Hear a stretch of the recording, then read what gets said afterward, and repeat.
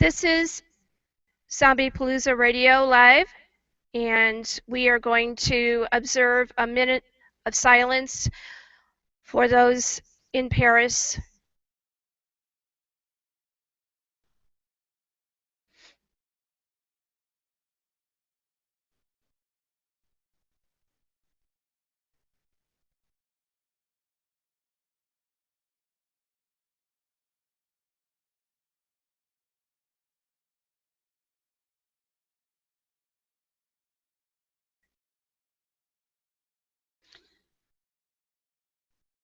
Okay, this is Jackie Chin, your host, producer of Zombiepalooza Radio, and you're here with, well, Dead Door William.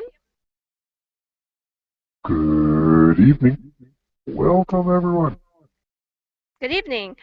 And you're also here with Scott Pearson. Good evening, everybody. All right. We need to do a sound check for Crunchy because he's a little late. So I'll give him a second. I am always here. Hi. How are you? Hi. I am doing great. Awesome. Good, good, good. Ready to go? Yes. So how was your week? Are you furry again? Yes. I'm sorry again. Okay, good. All right. We were a little worried about that. That was scary. It just was. I don't know. I thought it was cool. It was supposed to be.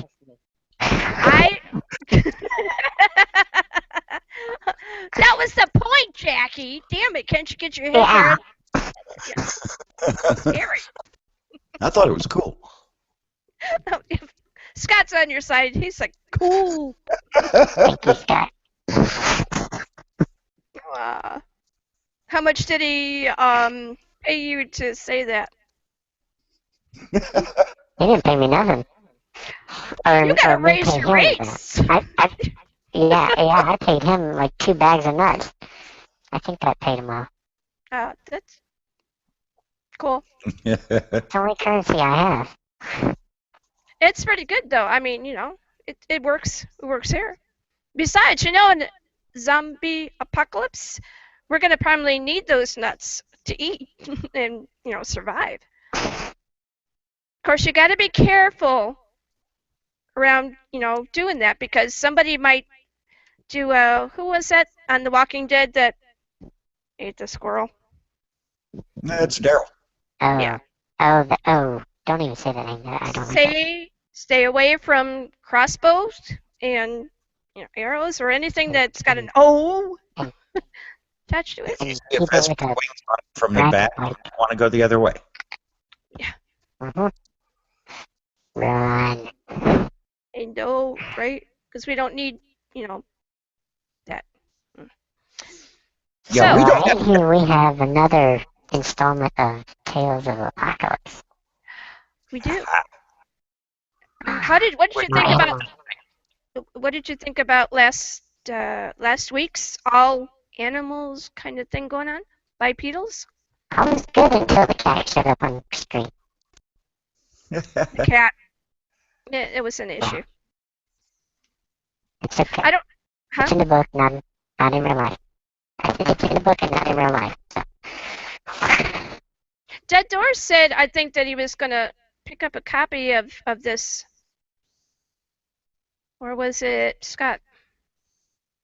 I got mine. Huh? I have not got mine yet. Okay. Well, maybe I'll send you over mine while I'm finished reading it. Gotta take care of our zombies. It's pretty cool. Yeah, definitely.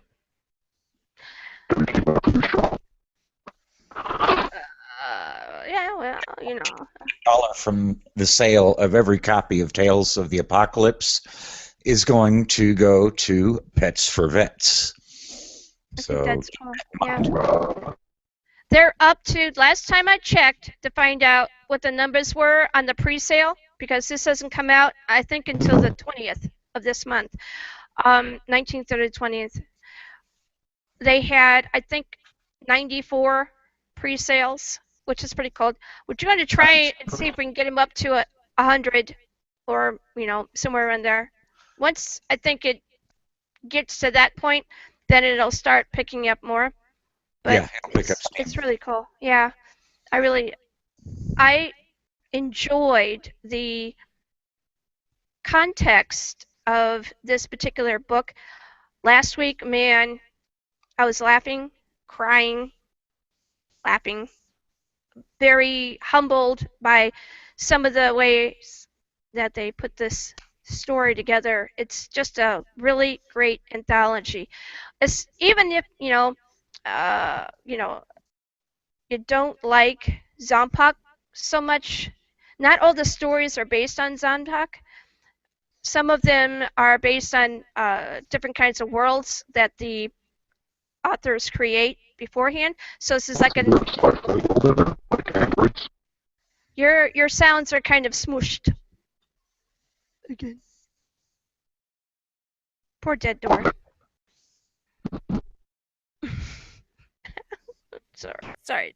See if we can fix that. So lots of cool things.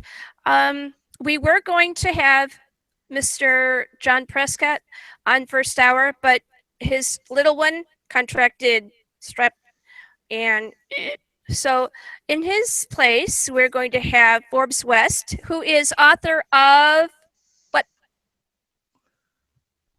Forbes West is the author of Apocalypse Weird Medium Talent, and he's got Nighthawks at the Mission, Move Off World, Make a Killing, and a lot of other books that he's done. He's got his story in Tales of Tinfoil, Stories of Paranoia and Conspiracy. All of these are available on Amazon, which I will put his author page on the on our Dead Again page. Please and thank you for that, because gotta love live radio. But what's really cool about this show is that the people that come on, they really appreciate how we handle the interviews, and they're like really excited to be here. So when I went over to Forbes West and I said, please, I need help, he was like, yes, I'll do it. And then he goes, how much time do I have to prepare? I said, 20 minutes? Or less. or less. Give or take. Yeah, so he was like, yes. All right. Pretty cool stuff we're having here. We're going to have also, what else do we got?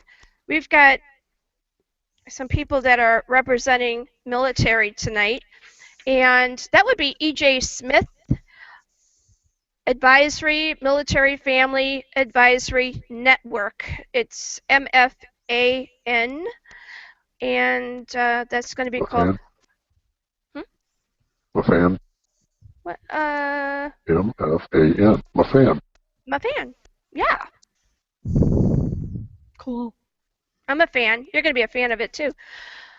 a lot of people go into the military, and, when they come out, they don't always get all the help that they could, use. And this particular organization is going to come in and is going to help them be able to help themselves better. So, yeah. All right. There was somebody I just talked to that they just told me that they're going out to get a green light. Yes. Do you know about the green light? Green lights for vets? Yes. Green lights for vets. Mm-hmm. Greenlightavet.com. And there's a really cool video there that talks about what the program is, and you can get the green lights for like less than $1 over at any Walmart. I don't know if there are any other major block stores that are doing this, but that one is. And we're going to have Forbes West go ahead and click that button.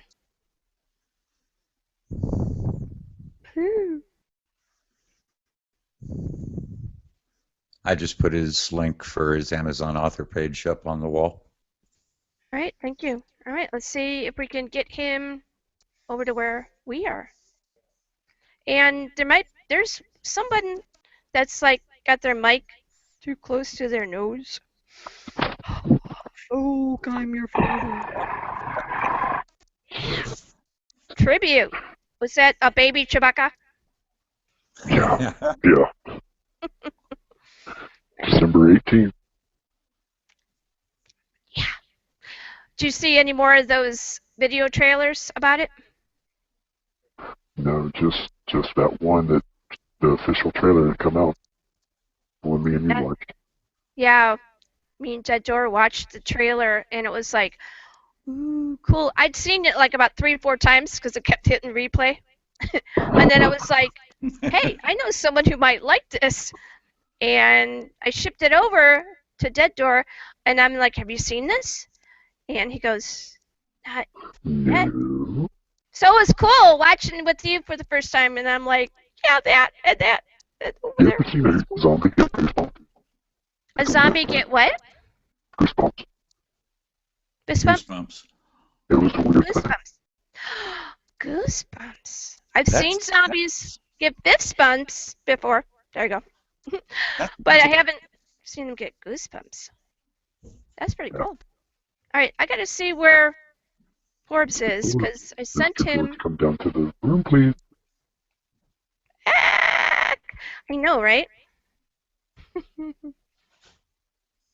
Come out of the green room. Right over here. Right there. Please. Pretty cool stuff. All right, I got to get over and get the email that he sent me. Dun, dun, dun. Cool. All right. Apocalypse Weird, Medium Talent, Nighthawks at the Mission, Tales of Tinfoil, Day for Night, films that he's worked on the Border, 2015. That one I think is going up for an award or some such. Tipsy, 2014, Riddle Horse, pre-production, 2016, new film he's working on. That's kind of cool. Let's see. Has he arrived yet? Not sure. No, not yet.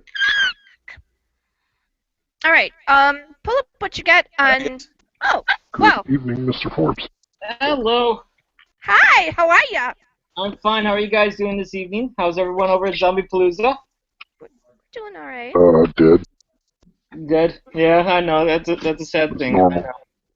No, Rolls no, in it's a good camp, thing. it's normal. Kind of same old, same old. All right. Well, here's to you. Limbs are still attached, so we're good. Oh, Forbes, for showing up. of Yeah, course, yeah. No, I love the show, guys. I love being on. Thank you so much again for having me. I appreciate that. You're very welcome. Okay, so we're going to get into it. You already know Dead Door Yes, hello again. Hello. and Scott Pearson. Good evening. Welcome back. Thank you so much. Good to talk to you again. And our crazy, wonderful, bipedal Crunchy. Good evening, Mr. Forbes. How the hell are you? Io again. How are you? Nutty, like normal. A little bit nutty? Yeah, it's that kind of time. All right. So you like to do both written work and you also like to work on films. What of these two processes is most, what do I want to say? Rewarding. Huh? Rewarding. Yes. There you go. Rewarding. I think when it comes down to it, I think book writing is more rewarding, and the reason why I say that is that it's a little bit harder to get feedback on a book because there's such a long process with it, right? You got to start out researching it. You have to plan it out yourself. You do it yourself. You do draft after draft by yourself, and so when you actually do get good reviews about it, that is a kind of like a bigger payoff because you really didn't know where you were going, and it's such in the dark when it happens. When you're doing a film, you're working with so many different people at once, and you kind of get, clued into how everything is going. It's like, oh, we got this actor or actress. Oh, we're going to shoot here. Here's what we've done a little bit of filming so far. This is what it looks like. And so that you kind of already know what the process is. So there's not really like this one general big payoff, even though it's like you feel fantastic once you have such a great thing done. But when you have a book and it's done and then people review it later after all this time by yourself, that seems to be a little bit more rewarding because you feel like, wow, I really got through this wilderness by myself completely and I managed to get through the other side. Very cool. I have your page open. I'm wondering if that is what is dinging. I wonder if is that the ding ding? Do you have a ding ding on your... I don't think I got a... I've never asked that on this show before. Do you have a ding ding? I got a ding ding, but I don't have that ding ding going on ding ding right now, no. Well, I guess we do on this side. I just opened Off-World Network, Off-World Network .thirdscribe.com by Forbes West. Booyah. Yes. And it's up for those who are able to be in the room or watching on YouTube. And please like, share, subscribe, whatever that crazy thing is that you do for Zombiepalooza Radio Live, if we still have anybody listening. Do it for Quincy's children. I know, right? We need to feed them. Gotta make sure about that. You don't want to let them go hungry. No, that would not be cool. Right. All right. So, Ben Bo Inn. What is it? Well, that was basically, that's a location in, I started a short story series called TK, and that's this location inside TK. And what that was is that it's kind of like, I don't know, my made-up different dimension bar hangout spot characters would go to, and I'm trying to link all my stories to having like a Bembo location. Like that's the nexus of the universe, is this crappy bar in the middle of nowhere that always floods and the toilets never work. And I think that's just kind of like a link towards everything. So I put that down as the name of my website just to kind of keep everything slightly together in its own mega multiverse. I think this is kind of cool. So, what books are on your shelf right now that you haven't read yet? My own books, or like just books that just in general, like I have for myself? But we've done a couple of interviews with you, and I'm going to get back to the books that you write. But I'm curious as to what you've picked up lately that's on your bookshelf that you haven't read yet. You know what? I think, boy, because I'm a narcissist, I have my own books all over the place, so I don't know. You know what? Actually, I do have an interesting copy. It's kind of like not just one. I have I found a collection of all of Ernest Hemingway's short stories. And do you drink when you write? Yes, I do. When you edit? Well, I cry when I edit, but I drink when I write, mostly. So I think that's what he said to do, isn't it? Yeah. Well, actually, I'm kind of like, I'll be honest. I drink when I edit too. So this is a lot of things going on. You should have an editor. I know you do. Well, I have worked with 3 different individuals, and the people I can recommend that are on the open market I know is an Ellen Campbell, and she's the one that did all the Apocalypse Weird books for Wonderment Media, and I believe she does freelance. And then there's also David Gatewood, who does only completely independent books that are self-published or published through minor presses, and both of them have been fantastic. I really would recommend them. Gatewood is known for working with a guy named Hugh Howey, who did the Wool series, which was a big hit. It was kind of like one of the first self-published books through Amazon's Kindle program that really took off. And so I believe he edited that, and I think he still edits Hugh's stuff. So, and then Ellen, of course, is fantastic because, again, she's with the old company I worked with, Wonderment Media, and yeah, she is, again, a great one, too. So people can just look them up online, David Gatewood and Ellen Campbell like the soup. And they should be able to kind of pick them out. And again, she's connected directly with Wonderment, and David Gatewood is connected with Hugh Howey. So if you search them out, you should be able to find their stuff. I don't have their websites offhand, but yeah, they are good.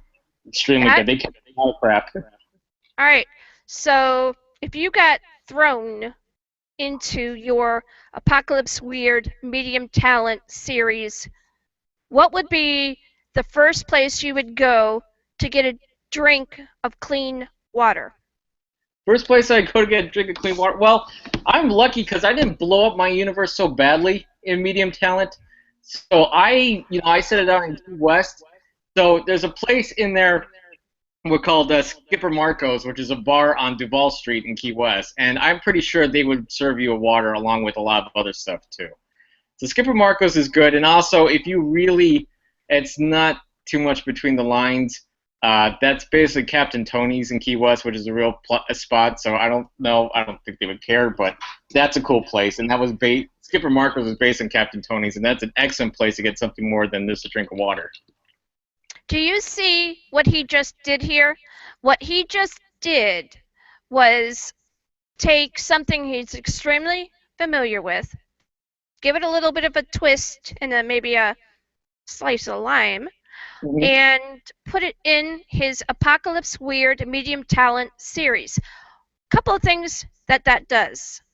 When you're reading that particular series and you live in the area, you're going to go to the places and you're going to go, yeah, this, that, and the other.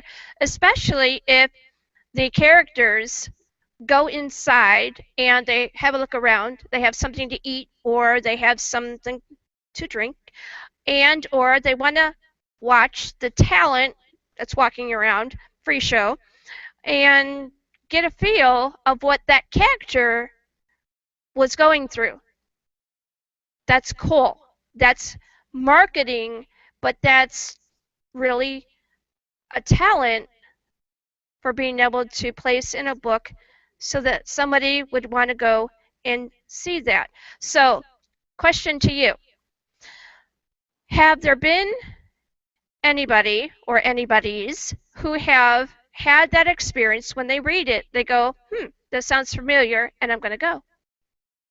You know what? I had, well, actually in my first book, Nighthawks at the Mission, because Nighthawks at the Mission has a part, it's set on another planet for the most part, like about 90% of the book. The first 10% of the book is really set in my old hometowns of Seal Beach, California, and Long Beach, California. And so the way I kind of wrote it is that, especially people, friends of mine who read it, they can know where the locations are for a lot of that stuff. Because, again, the Queen Mary is a real place. I mean, Queen Mary is permanently parked at the seashore down here in Long Beach, towards the port of Long Beach. And that's a permanent exhibit. And it's the entire old ship from the 1930s. And people do love to check that out. I mean, they love seeing this kind of stuff where it's, again, like, okay, that was a real thing, and that sounded kind of cool, and now I get to see it. And I always felt the same way, too. I mean, I was just reading, again, because I do have Hemingway books. I read this book, however, already. I read a while back The Have or Have Not by Hemingway, and that's about basically Key West, actually during the time he was actually living down there in the 1930s. And, there's a bar scene that he describes, and that's exactly what Sloppy Joe's is, which is a famous real bar in Key West. And again, like, he's got the ambience down pretty much to a T, because the place hasn't changed that much, except they changed the name, and now it's become Captain Tony's. So it's, again, like, you can pick that up off the page, and I think that's kind of fun, because it makes it like you're almost like living the book in some ways by kind of getting a little feel for things. All right, your website, offworldnetwork.thirdscribe.com, has some pretty cool things, categories on here I like. A good way for an author of any genre to be able to get an idea of what is a good way to set up a website. So, categories. You have Apocalypse Weird, drink menu, like we were just talking about. Forbes and film, Forbes on fiction, live at the Benbow, Moon Man Gibberish, press and reviews, sci-fi writers playing old school D&D, pretty cool. Sci-fi writers playing old school D&D, again, well, if you like it, you got to do it twice, right? Exactly, And that's a cool one. the old bar and jukebox tunes, you got a little bit of a typo thing going on there with the double-double, but I don't know why that came about. I know I've seen that a couple times before, and I always take it out, and then it comes right back. I think it's just that my memory's going for a lot of stuff, which would not be a new situation. Well, you know. I get shot to pieces on this stuff left and right. The categories. Well, again, Moonman gibberish is just me jibber jabbering. On fiction is my limited take on writing fiction because I think I'm so freaking smart. Forbes and film, well, yeah, that's me with like the movies and stuff like that. Sci-fi writers playing old school D&D. That's kind of a cool thing. That's a podcast I've been doing with other writers, guys connected with the Apocalypse Weird series. That's Nick Cole, Chris Pourteau, John Frater, Hank Gardner, Alison Pourteau, and let's see, and Christopher Bohr being the dungeon master. I probably forgot somebody in there, but we all get drinking and we decided to go play Dungeons and Dragons online through Roll20.com, and that's actually been a lot of fun because that's like 3 hours of just screwing off and then just having someone tape record it. So it's pretty hilarious. If you want to listen to a bunch of much older people play like 13-year-olds and 14-year-olds in Dungeons and Dragons, you can get a kick out of that. So that's what that category is, and that's connected to another website too. So yeah, I just have all my kind of interests here that I hope to God people think is interesting. So far so good, but yeah, I think it's a enjoyable thing. There's also a drink menu here, so if you want to find out what disgusting concoctions I've thought up over the years or stolen off of people or heard about, yeah, it's got a lot of things here too. All right. Let's see. Why am I getting a double thing? I shouldn't. I don't know. Where did that come from? I think we get It's cursed. bouncing off of you. So if you've got like your not Facebook. If you've got the YouTube channel on, it'll bounce off of that. No, I don't actually have the YouTube. I just have the Google Hangouts. I don't know. I think it was just an airwave bouncing. Because you're What? not bouncing no more. See, mean, the zombie kinda. knows what's up. You know, I mean, what? Well, Crunchy punched me in my knee and said that stuff. Well, always something. There's always something with the zombie. The zombie knows what's going on. Yeah, I should have just asked the zombie. What are we doing here? All right, so talk about Nighthawks at the Mission. Mm-hmm. Available on Amazon.com. Yes. And it's Kindle right now. I'm looking to get it to back to where it was, where it's publishing paperbacks. But yeah, it's on Kindle right now, and gotten some great reviews for that. And that one has been, again, that was my first book, and I'm very proud of that. That has been an awesome experience putting that together. That was about a couple years ago I finally got that finished, and yeah, that has been a real proud one for me. I'm just like how it kind of steadily keeps trickling out there into the internet. So that's been cool. All right, so let's see what else we got here. Scott, I know that Mr. Forbes has been on a number of times, and I know you've got questions, so go. Yes, I do. You're up. Forbes, I've got one for you. Douglas Adams, another of my favorite authors, once said that every author has a single story that they've told that is just hands down their all-time. It's the Fair-Haired Child, their favorite. Whether it's sold or not, it will always be the best thing they've ever written. What is that for you? You know, I really do think Nighthawks at the Mission, because how do I put it? You know, I made it different than what it was supposed to be. It was supposed to be, you know, kind of like a cash grab thing. I was trying to make like a young adult novel, like you know, like a Twilight or what's it called, Hunger Games kind of thing. You know, he's kind of in that kind of vein where it's all like, you know, the plucky teenager goes into a new place, and you know, I kind of just said after a while, just like, screw it, I'm just gonna play with it as much as I can and just do it as an artistic and endeavor, and just really kind of play with it, play with characters, play with tropes, play with situations, reverse them all, you know, deconstruct that, you know, that kind of sappy young adult kind of arc, you know, where it's always kind of the same. It's always, you know, some kind of, you know, oppressive something wants to keep somebody away or keeps a couple broken up, and, you know, but by, pretty much this goodwill and determination, they managed to get through it. I want to kind of like throw that out the window and just kind of really just almost make a parody of it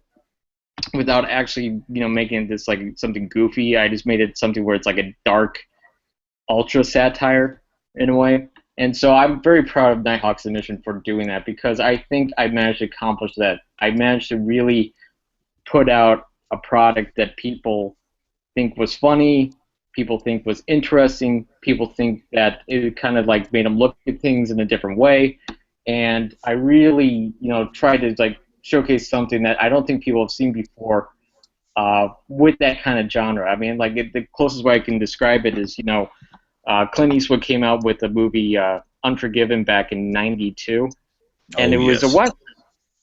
Yeah, and it's a great Western, and it's, it's something fantastic, but that Western basically kind of takes apart his entire Western movie career. I mean, it reverses so many things that's supposed to be a part of that mythos, again, the regret about killing, the way people die, and it's slow, and again, the moral gray zone his character is operating in the whole time, and there's so many different things, and I wanted to kind of do that with the young adult thing, and I think I managed to do that. I love the deconstruction where it's like, okay, we've seen this a million times, how do we actually see something different? And that's what I love about Nighthawk's Submission. So yeah, I think that's my favorite one. I think all roads will go back to Nighthawks in some way. In the future, if I'm writing books, it's going to be influenced by Nighthawks. Will characters out of Nighthawks under different names and, but basically same kind of personality, will characters from Nighthawks appear in other stories? I think so, yeah. I think definitely so. I don't know about the main characters so much, but I think that some of the other ones, I always kind of like, I always get thrilled when I was reading, like Stephen King or like, Kurt Vonnegut, for example. You always get some of these kind of like, certain characters, they might have been like secondary characters become primary characters, they get mixed up, and it kind of seems like there's this larger universe at play. Like Slaughterhouse 5 is... Oh, what's that? I was saying, yeah, all the characters have their own story. Yeah, exactly. So, it's like you can keep going with these people, and I think I made real enough characters you can play around with it. Like Slaughterhouse 5 has, Howard Campbell shows up in one scene, and he's this, this kind of Nazi American traitor, and he just shows up in one part, and then all of a sudden he's in his own book with his own complete story called Mother Night.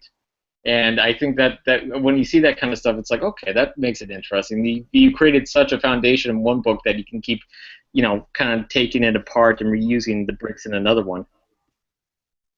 All right. So I like that. Cool. George, do you have any questions for our guest?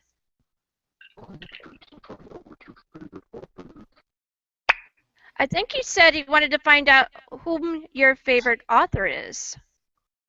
Oh, that's a good one. Actually, I think it always comes back down to, I think Stephen King always makes it for me. I think because Stephen King has done so much, and it's had so many interesting situations, and so many of these books I gobbled up. I used to read, I really got into, how should I say, like I started really picking up my reading a lot back in high school when I read the Dark Tower series with Stephen King.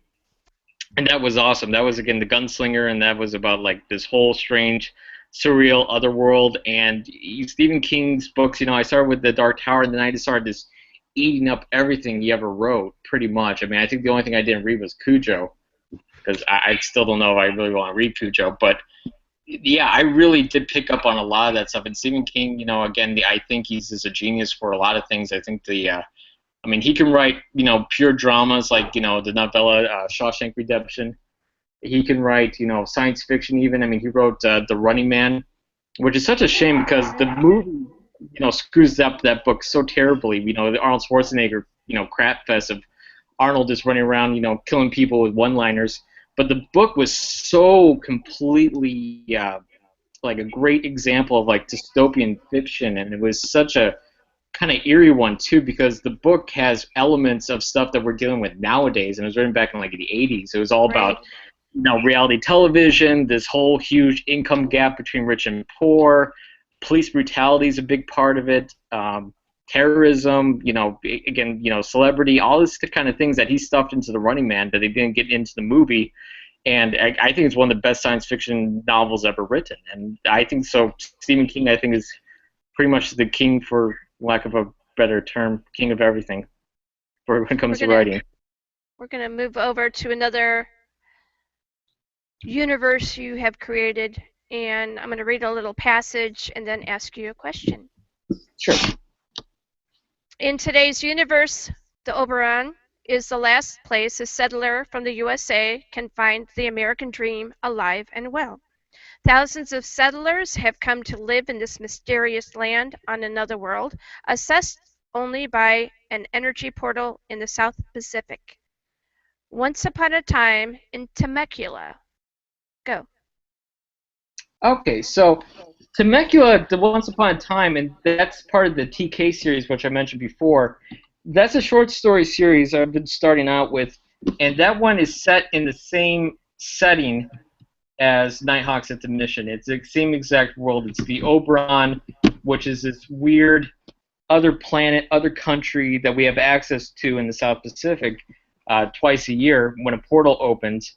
And that one is kind of like the gist of that story is that it's basically the everyday life of people living in the Oberon. It's the everyday life of the colonists and the Americans that go over there to basically work, at mines to try to get this special mineral called orichalcum, and the mineral has magical powers to it that again modern society has not seen, and so all these people go over from the United States to the Oberon, and they're just trying to make a living. And that's what the TK series is about. It's basically the everyday life of people on this other planet and how weird and strange it would be for normal Americans if they had to go over there and kind of like live in this kind of weird Lord of the Rings style, half medieval, half futuristic society while still maintaining their own, quote unquote Americanness.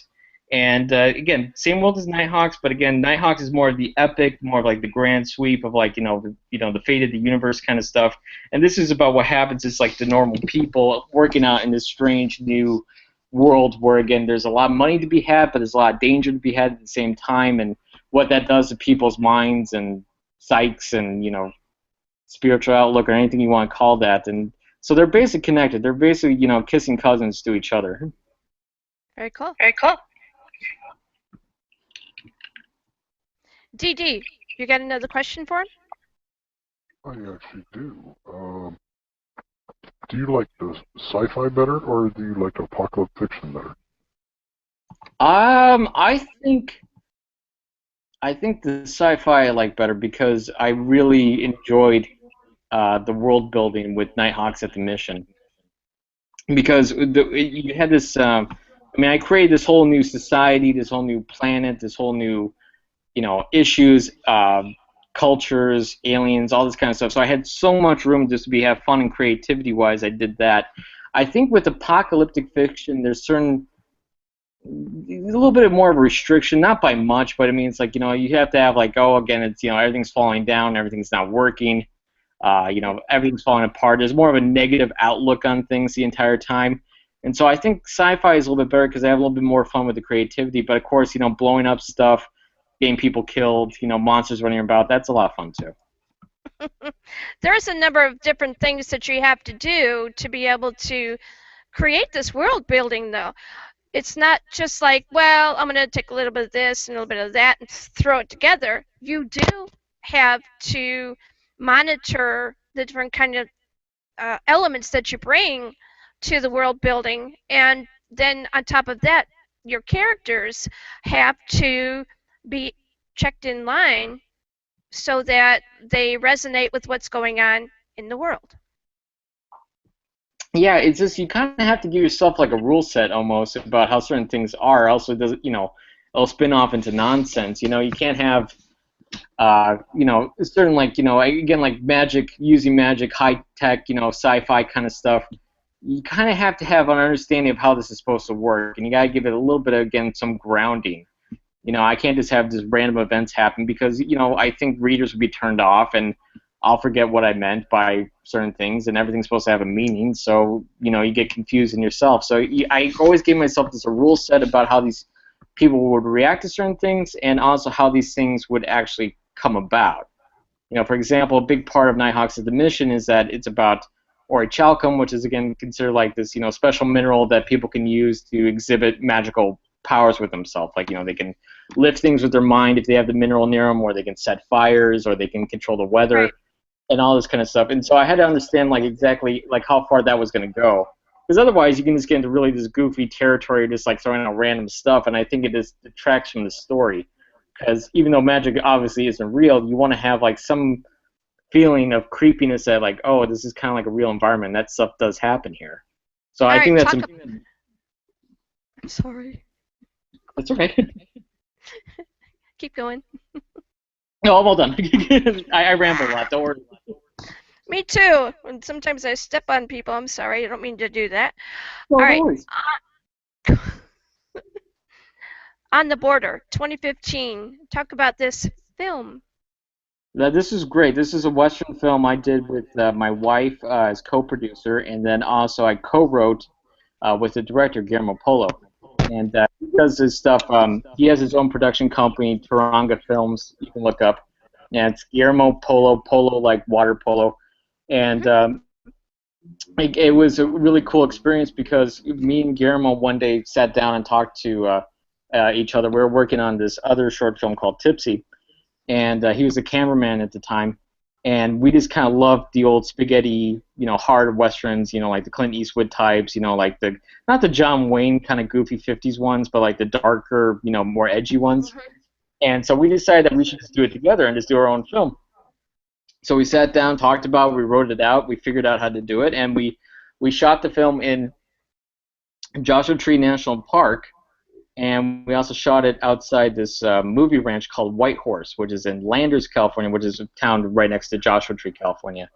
And we got to shoot in this beautiful desert environment, and we only had 3 characters for it, 3 actors, and we were phenomenal actors. Every one of them just sold the story so well, and it was just a very cool thing. We also had Peter Segart, who is a cinematographer. He just had his own film come out. And he was Emmy nominated twice. I think he won once for an Emmy. He was doing The Amazing Race on CBS. Yeah. So we had all that connection, and again, it came out great. We shot over about a period of just 3 days for the short film, but I mean, we just came out with something that's so neat. I mean, the visuals are spectacular, and we came up with a story where this cowboy is being hunted by a Texas Ranger near the Arizona border, and he kills the Ranger. And after he gets through this whole long gunfight where he's basically lost in the desert, he comes upon this young woman, played by Claudia Zelke, who doesn't speak English, who is covered in blood and has no idea where she is, and he has to kind of figure out what the hell's going on. And the film's pretty short, so I can't go into it further than that, but that's basically how we started it, and it was, again, just an interesting experience, because we was working with such talented people and really working like such really neat visuals. I mean, Joshua Tree Park, anyone who ever gets a chance to go out there, it's kind of not talked about so much. I mean, people kind of know it, but they don't go to visit it. It's a beautiful place, and the town is very interesting, too. It's like a weird, different, old Wild West kind of village on the edge of this park, and it's something else entirely. Give me a little bit about Tipsy, the one that you created in 2014. That one was basically just a straight sex comedy kind of thing. It was it was kind of like well, again, it was I was working with baby. exactly. We don't talk sex too much on this show, but No, go ahead. Yeah, we have a crunchy nearby. Yeah, he's all about sex. He's got a lot of kids. Yeah, there you go. So what are you gonna do? Yeah. So yeah, Tipsy is cool. It's just, again, like, it's about 2 couples meet up for dinner one night, and they have too much wine, and they say a lot of crazy stuff to each other. So I mean, leave it at that. But what's cool about Tipsy is, again, I was working with a good friend, Omar Majid, on it. My wife co-produced with me as well, and I wrote it. And that's how I met Clyde Zelke, who was the main character in On the Border, and that's also how I met Guillermo, too. So, I mean, Tipsy was really kind of a nice kicking off point to get On the Border done. But that's a great film. I wish I was more done with that. Woohoo! All right, so we're going to go to something that's right now still in pre-production. It's called a Riddle Horse. Yes. What can you give me about that? Well, Riddle Horse is something we're putting together right now. Kind of the same, like kind of the usual suspects. Me and my wife producing, and also working with Claudia Zelke again, and she is helping us produce it as well. And not to get into so many details about it, but it's about a lot of things at once. It's we're shooting it at the old movie ranch that helped us out so much for doing On the Border. And again, can't go into too many details right now, but it's basically about a young woman who is married to an older man who used to be kind of like a minor country music star sensation, and they get an offer from a interesting and very mysterious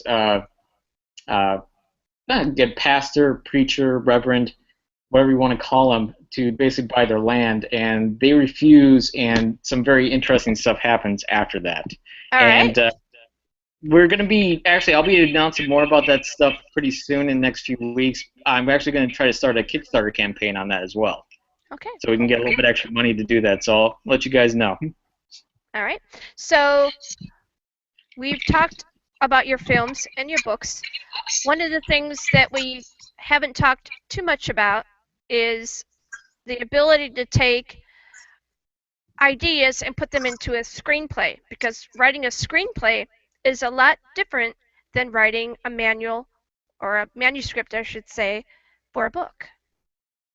Yeah, it's writing a screenplay is, again, a lot more limiting than a book. I mean, in a book, we can talk about emotions, how people are feeling, give a little bit more depth to every character you come across, minor or major.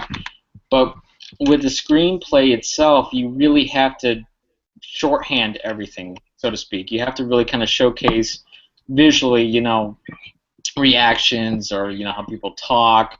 And sometimes it's a lot more difficult than I would say writing a book. Because a book, I can cheat. I can just say, like, she felt deep down inside like she was dying or something like that. But in a screenplay, how do you show that deep down inside she thinks she's dying or something like that? You can't get that across exactly. So you have to show, either by the way she talks or the way maybe she starts nervously fiddling with like a napkin the entire time, or again, if she gets upset at something that she shouldn't be upset about. That's how you have to get things across, and you have to kind of work your way around to kind of showcase these emotions, and that's the toughest part, I think, with screenwriting. You don't get the chance to cheat, basically. You have to kind of just show everything on screen, and then a lot of times you also have to remember, too, that certain dialogue sounds fine in a book, but to actually have an actor try to spew that out is going to sound really goofy, or especially if they have to talk for a long time. Like, you can have, I think it was like Ayn Rand, the woman who wrote Atlas Shrugged, had like a character do basically like a 150-page monologue. Something like that. It was something ridiculous. Like, it was just the character talking for page after page after page. And again, it's just going to look ridiculous just to have a talking, floating head there on screen the whole time. So it's kind of that stuff you have to think about. You basically have to, again, best way to describe it is shorthand every little thing. All right, Scott, you got anything? Sorry. I'm curious, when you're creating... Talk into your sound device, Scott. You sound like you're far away in a galaxy, someplace else. When you're writing, when you're creating new projects, what do you use for... do you have background noise? Do you play a movie in the background? Do you play music in the background? How do you get your inspiration while you're creating? I use three things. I use... I always have a lot of, I got a ton of songs on my iTunes, so I use a lot of songs that are instrumentals in some way, electronica or otherwise, just because I don't want to be hearing lyrics, because it kind of distracts me. But if you have that kind of background soundtrack, like movie soundtrack kind of noises, that kind of gets my blood going, or kind of gets me in a certain mood for certain scenes. I can play something sad or something, exciting. I listen to a lot of Kavinsky, which a lot of people don't know. And Kavinsky he did the theme song to Drive with Ryan Gosling, and it's kind of like this weird French DJ who does all his songs sounding like 1980s synth pop soundtracks. So it's pretty entertaining stuff. It always sounds like some crazy 1980s movie you never got to see. There's basically all his whole musical repertoire. And so I keep that on in the background. That kind of helps a lot for that kind of stuff. And then if I'm trying to write a scene, a lot of times I'll get stuck. So I'll go onto YouTube and I'll try to look back at old movies I've seen before, old television shows for like certain scenes, so I can kind of get this, not to copy that scene, but to get kind of a feel off of it, that kind of like emotional vibe. And then the third thing is a lot of alcohol. So that's a big help. All right, we're up at the top of the hour, and Scott, you're still having issues with your sounds. Okay, sorry about that. I was just Talking saying, to the device. What? We have other things besides alcohol here. All right, Scott, are you using your head device for this, or how are you using it? Just. Okay, I just checked the connection. Do I sound better now? It kind of sort of comes and goes. I just need you to be better That's his connected. connection, not his mic. Okay, whatever it is. Crunchy? Help? Something? Anything? All right. I am at the top of the hour, so I need to get a bumper from Mr. Forbes. Anything you want to push? Well, your name, whatever you want to push, and something about being on Zombiepalooza Radio on YouTube. Go. Well, my name is Forbes West, and you can find my books, Nighthawks at the Mission and Apocalypse Weird Medium Talent on Amazon.com, as well as various other formats. And if you're not listening to Zombiepalooza Radio right now, I feel bad for you, because you're missing out. You don't know what's good for you anymore. No, right. Exactly. Just saying. Just saying. Missing out. You're acting like the fool. Okay. You're nuts. My best Pesci. Okay. I love that guy. Let's see. What do I want to do here? All right. I need. Is there anything else I need? Give a shout out for your latest book project and something like that, and someone who has helped you, kind of like either helped you stay in the groove, for your books or for your movies or whatever. Go. Well, I would say my latest project right now is that Medium Talent will be getting a sequel. So there's some things been happening with Apocalypse Weird, but I will be putting out Bad Dream Man, which is the sequel to Medium Talent, within the next couple of weeks. And again, you can follow me up on my website to find that out. I'll also be on Twitter for that. You can find me on Facebook, harassing people. You can go onto that website too. And you know what? I think the best person in my life for everything has been my wife, Jinko. She's been the one that really kept me on task for all this stuff, and she's the one who suggested 10 years ago I should start doing this. So yeah, I think that's number one. And I didn't really listen for the longest time until about 3 years ago. So yeah, she's been good. All right. Now Very look cool. over your right shoulder and make sure she's not standing there with a cast iron skillet. I don't know about that. Pretty Where's close. my knife? Hey, Chin. Chin, give me a knife. I need a big one. Watch how quick he gets this to me. That scary thing is that, well, I've got 3. There you go. It disappeared. That's a man who treats his wife. Yes. This is, look at this. Her not 1 knife, but 3 knives. Look at this serious. And he's out of the room now. I mean, as quickly as possible. This thing is as big as the screen. You Jesus. can put a hurting on that one, man. That's a good one. Right? Now to put that You know back they in scare there. me. Look, did you hear that? Make sure you click it before you stick it. Yep. Just give me something. Good advice. Go up there and get my green one on the floor. Look at this. This is bananas. The hell are you doing with that? I'd fight zombies with it. I don't know. You better watch out, Dead Door. You No, mouth up on these times. I'm not liking this visual. No, right? This is crazy. So come over and chop off your head, man. If you keep messing up, you know, you gotta watch yourself. Go get my hard hat. Crunchy needs his hard hat. Oh no, Crunchy should get one too. All right. Enough of this silliness. Run!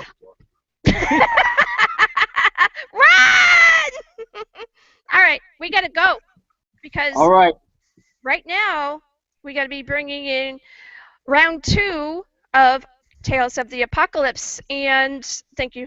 And so we gotta say goodbye to Forbes West. Thank you so much for coming in last minute. And Nighthawks on the mission. Go get that. Yes. Everybody. Everyone pick up a copy. You'll feel cool. It'll be awesome for you. I trust my judgment. So, all right. I'll see you guys. Thank you so much. Have a good evening. Thank you. Talk to you later. Woo! Bye. Thank you, Forbes.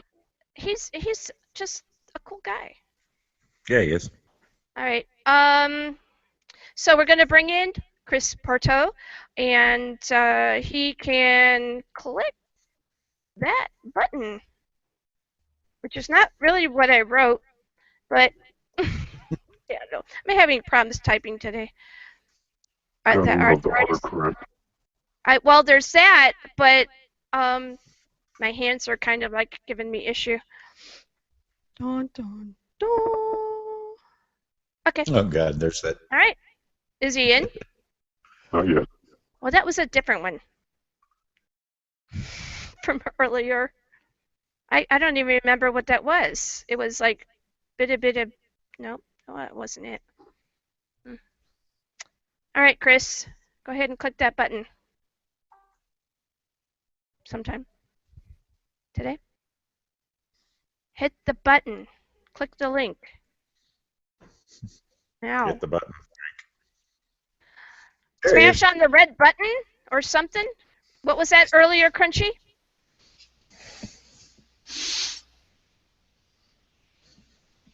I'm not sure where Crunchy split off to. Did Crunchy split? Okay. I don't know, I'm here. Crunchy's like, knives, I'm Let's get ready to... What's going on with him? He's so funny. Round 2. Well, there he is. Hi. Here I am. Hello. How are y'all? I'm doing well. How are you? Good. It's been a long time, almost a whole week. I know. I missed you. I missed you too. You're pretty awesome. Do you like knives? Sure. Why not? I need to cut steak every once in a while. Absolutely. Knives are great. How about that? Nice. Very nice. Very. That's very lime green. Very zombie knife. It is. It's zombie. Of course, it's zombie. Absolutely. You know? That looks That's like awesome. Yeah, we were discussing that, the idea of knives and such a little earlier. I asked my husband for a knife. He brought me 3. Yeah, Deirdre ran out the room. Yeah, and then Crunchy left because No, he didn't. Deirdre, not Crunchy. Oh I'm well. here. All right. So, Crunchy really is loving this bipedal kind of cool thing with Tales of the Apocalypse. What I wanted to find out is, do you have a running total on pre-sales for Tales of the Apocalypse? We do. It's not like I sit around clicking refresh every 15 or 10 or 5 minutes or anything like that. I would do that. Yeah, no, I totally do that. Yeah, exactly. Yeah, if my finger could move faster. So 96, we are 4 away from the magic 100. Only magical because it's a nice round number of 100. All right, guys, let me get over onto where I'm supposed to be. Why don't you talk a little bit about Tales of the Apocalypse, how it was formed, and why it's important to an organization called Pets for Vets. Absolutely. Okay, so I wrote actually, let me back up one step before I was about to say something. A friend of mine, Stefan Bolz, posted a story, a picture on Facebook about a year ago. It was in the fall of 2014. It was a picture of his dog, Ember, and Ember was standing in the middle of a road, looking down the road, sort of. It was a long perspective shot, like you might see in Walking Dead. That's how it hit me. And I even commented on Facebook. I said, this picture looks like a Walking Dead shot, only with a dog in the story instead of people. Rick and the clan. So, that kind of ate at me for a while, and over the Christmas holidays last year, I wrote a story called Unconditional, which is essentially a story about the zombie apocalypse from the perspective of the family dog. The zombie apocalypse happens, the dog's tied up outside, the family's having dinner, and the zombies attack and overrun the house, the family flees, and the dog gnaws through his rope and finally goes out looking for the family. And that's essentially the story, and I don't want to give too much away, but it really was a Walking Dead approach to a dog story set in the zombie apocalypse. And I published it in January, and I was really kind of a little bit hesitant about it because it's not exactly a happy story. It's The Walking Dead with a dog. And I thought, people are not going to like this story. It's going to be too negative, etc. And so I published it, and the lion's share, I think literally all but one of the 50 reviews were very, very positive. And there's 50 reviews now, 4.8 out of 5 stars. And I only say that to emphasize that the reaction was so positive. And I think it's because I managed to capture the perspective of the dog and what we all. I've had dogs all my life, and anybody that's had a pet knows the unconditional, the self-sacrifice of a pet. That they'll come and lay their head on your shoulder, when you need it most. They don't judge. They don't talk, back to you. So I think I managed to capture that in the story, and because it was so well received, I thought, why not an anthology, and why not other kinds of animals besides dogs? And formulated that in the spring, reached out to the authors that I know, and thought, this would be a great platform for folks to sort of stretch their craft a little bit. You don't usually see animal-centric stories, and so maybe that would be attractive to them. And of course, there's cat videos all over YouTube and Facebook. So surely, maybe it would connect with readers too. So I came up with the idea, and we put it together over the summer, and I finally had a draft version of it in October. We've been passing around an advanced reader copy, for about a month now, and just getting very, very positive feedback to the content, to the stories. So it's really interesting the way it's formulated. I put the anthology idea together and recruited the authors and all that, and I knew that I wanted to benefit a pet organization of some kind, and I reached out to Humane Society and ASPCA, and sort of at the national level. And David Bruns, who's one of our contributors, also a Navy veteran, said, well, what about Pets for Vets? And I said, what about Pets for Vets? I've never heard of them. Tell me about them. And he did, and it was just the perfect match. They're a national, nonprofit, 501c3 organization. They're all over the United States. And the long story short of it, and I don't want to steal the thunder from Clarissa Black, who their founder, she's going to come on a little bit later, but just the long story short of it is they match shelter dogs to military veterans who need emotional support, and they save the shelter dog, who would likely be euthanized, and they provide an unconditional love companion to the men and women that are coming back from deployment that need some support. It's just a wonderful, wonderful organization, and so that just so well dovetails with our themes in the anthology. We couldn't have found a better match, and I'm eternally grateful to David Bruns for coming up with that idea. It was just perfect. All right, I need you to do something for me. I have yet to connect with Adam Hall on Facebook, and I can't get him his link that he needs. If he's on and he's where he's supposed to be, give him that link for me, and hopefully he'll be able to come in. All right, let me shoot him a quick message here. Thank you. Appreciate that. All right.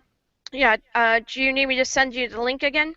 I see it in the chat that we have in Facebook, so if that's good, then we're good. That. All right. All right, cool. He is going to be coming in. Where's my page at? I got papers, all over the place. He's supposed to be coming in at 9:15. That's why it was like, Gotcha. Hang on a second. Okay. My browser is thinking. So bear with me a minute. I know about that. All right, and we are also missing Todd. I almost called him TARDIS again. I thought I was over that last week. He came to the show last week, all the way through, the whole almost 4 hours. It was always Mr. Barselow or Todd. Right. And then for some reason, I just started calling him TARDIS. And I'm like, because he reminds me of the booth and all of that. But anyway, yeah, big shout out to Todd Barselow. And he's MIA right now. I hope he's okay. Give us a little bit about how Todd Barselow fits into this project. Sure. Well, so Todd contributed a story called Wings of Paradise, and it deals with, I won't go into too much detail about it, but it deals with a colony of bats and budgies, birds, that survive after the collapse of civilization. He examined the way they synergistically work together, one in the evening, one during the day, to help each other survive the post-apocalyptic world that he created. He also is heading up the paperback production with his auspicious Apparatus Press, Yes. and he is helming the audiobook. He is coordinating the talent who's recording the audiobook and making sure that all gets done through audible.com. And so not only does he have a story, he's also taking care of the paperback and the audiobook. Hi. Hi. Hey, Adam. I think he wanted us to let us know he's here. This is Mr. Adam Hall, and I want to properly introduce you since it's your first time being on Zombiepalooza Radio. Oh, but thank you. You're welcome. With us is Scott Pearson. He's head of our research department and All Things Green. Welcome to the show. Thank you very much. Glad to be here. And we have the only zombie on the planet that matters, Dead Door William. He's first chair co-host. Good evening, Adam. Hello. And I'm not the only one trying to make a horde, but that's a totally different show. And we have Zombie Lives Matter. Hashtag Zombie Lives Matter. You know, it's for Dead Door. All right. And we also have with us our chief engineer. He has now gotten a promotion somehow. Crunchy. I'm the chief executive, whatever. I gotta change your name on your page now. It's chief engineer. Yeah. That comes with a pay raise, you understand, right? I can get through that. All right. The quadruped gets paid. Oh, wait a minute. We're gonna have a meeting after, and probably a union meeting too. So. You start getting your own herbal materials. Yeah. All right, we have this little thing called a radio show, and we kind of sort of make it to the guest. All right, so we're gonna get back to it. We have Adam Hall here, and he's pretty cool. He's a designer, and we're going to have Chris talk to us about what it was about Adam Hall that interested you enough to bring him to the project. So, Chris, go ahead. Okay, I'll be honest with you. The first characteristic was that he was available. The second and more important characteristic was that I looked at his portfolio and was totally blown away by the range of cover designs that he's done in the past. I mean, it was just amazing. And so I immediately went to the price list and I said, "Oh crap, there's no way I'm going to be able to afford this guy." Oh, he's also affordable and practical. Wow. Okay, I need to get him on the phone now before somebody else takes him away. And that's the way it came to be. These covers are the bomb. Oh, thank you. Aroundthepages.com. I'm going to add that onto the thingy over here right now. He has images that I have not seen anywhere. And what's cool about that is I've done 3 years of talk radio, bringing authors and cover artists and all of that. And for me to say I've not seen these covers or any variations of these covers anywhere. How do you do it? How do you do it? It's because I normally don't use just one photo. It's usually about 5 things melded together, so you wouldn't know the original from the end result half the time. So that's sort of the trick, I guess. What do you have in your background as your perspective to bring this kind of originality to Tales of the Apocalypse? It's funny. I was listening earlier, and your whole knife discussion. That was where my professional career started, was in knives. I don't know if you read the nerd cred on my website or not. That's part of the reason why I asked for the knives. Okay, so I went and we're getting off. Now you know the other side of that story. We're not talking about books yet, but as far as me, I went and grabbed this. Can you see this? Oh, yeah. Oh. Nice. Hey, wait a minute. Wait. Let me get just on you. All right. Damn. This actually has apocalypse in the name of the knife. So. Nice. It's very Klingon style. It was sort of a. I like that part with the. Oh, it was a blend beautiful. of Star Wars and. Who made that? Whatever. I designed it from straight up from the ground up, and then it was made in Taiwan or China. I don't know. It was when I worked for United Cutlery. So anyway, it's called the Steel Apocalypse. Was the line of knives this was from? Very nice. Wow. So yeah. So it's kind of cool. Do you still sell them or what? You can probably still find it out there. Crunchy, what? I said the first is strong with this one. Mhm. It's very cool. Yeah. All right. So anyway, that was where it began, and my boss, Kit Ray, who's a very famous fantasy designer, he sort of apprenticed me in that whole thing, and he was very much into sci-fi and fantasy and things like that. So I couldn't help. I mean, I spent 10 years working with him, so I kind of just fell headfirst into that whole realm, and so that was where the whole sci-fi and fantasy stuff. Of course, growing up a Star Wars fan, that kind of thing. December 18th. That's right. But that I'm just a little bit of a nerd at heart, and so it all just it just works. And that's so cool. I tell everybody doing this stuff, because I've done a lot of different design, but doing the covers is fun. Like it can be trying, but it's fun, and so it doesn't feel like work. So. I don't know. Talk to me about what you needed to be able to get the perspective, I guess, for Tales of the Apocalypse. And as a designer, the kind of, what do you want to call, protocol that you need to be able to come up with the design. I usually, like Chris had he had a nugget of an idea, and that's usually what I always like it if somebody has at least a thought of what they want to do, because then I have a jumping off point. When you say, oh, I don't know, just do something cool, then that gives me too much creative freedom. I don't need that much. Your kind of cool and my kind of cool is kind of maybe two different things. Yeah, so that's one of my first questions I always ask people is, what do you have an idea of what you would like to see happen, on the cover? Because then I can say, there's no way in hell I can pull that off, or which you are dreaming. Or the more politic, that's a wonderful idea. Let me see what I can do with that. And then you get something that's so much better. Is that what he did? Yeah. No, he didn't. No, he didn't do that. He didn't do that. But he took my 5-cent idea and turned it into $1 million cover. I'll tell you that.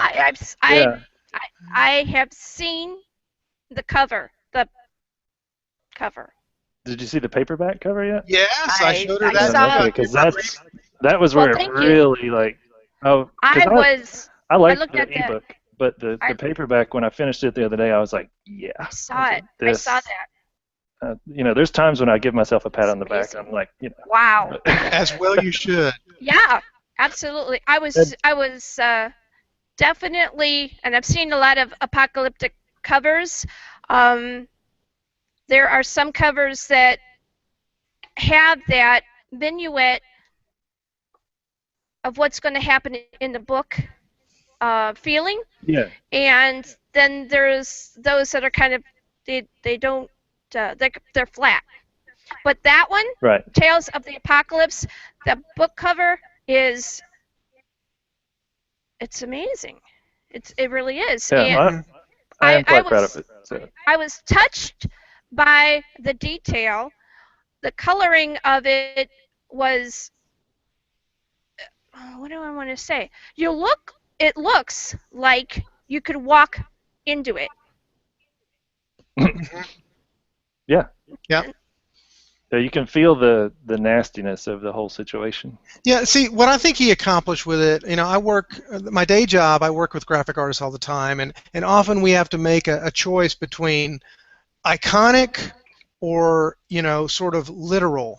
And what I think he accomplished with the cover is exactly what you said. You could walk into that dystopian landscape that you see as the main focus of the cover, but then you've got the animals on top of the title, and that's the iconic part, and he managed to marry those two things together, which are often very separate things, and he just did a wonderful job at it. Let's get over to Adam. And Adam. Yes. All right. This kind of a book is rather unique in a number of phases. When he told you about what the stories were going to be, the perspective of the stories were going to be from, what ran into your mind as you were trying to pan out how you're going to do this? Yeah, I mean, the first thought was I thought the idea was really cool, because I'm a huge Walking Dead fan, and so that whole and at first I was mistaken in thinking the whole thing was about zombies, and Chris was like, no, wait, it's not zombies. It's not everything is zombies. but it was. I knew it was going to be challenging to figure out a way of getting those different animals, like that many different animals, into a scene and not make it look contrived. Yeah, and or much like Noah's Ark. You don't want to go that far. Right, because it doesn't always, a bear and a cat can't always hang out together and look natural, So I love vector-based graphics, just sort of very clean and simple type things, and anytime I can do that and get away with it on a cover, then I like doing it. And I've not got a chance to do a lot of it, but I've done a couple, and I've got one that's not out yet, but I can't wait till everybody sees it because it's got a very Sin City look to it.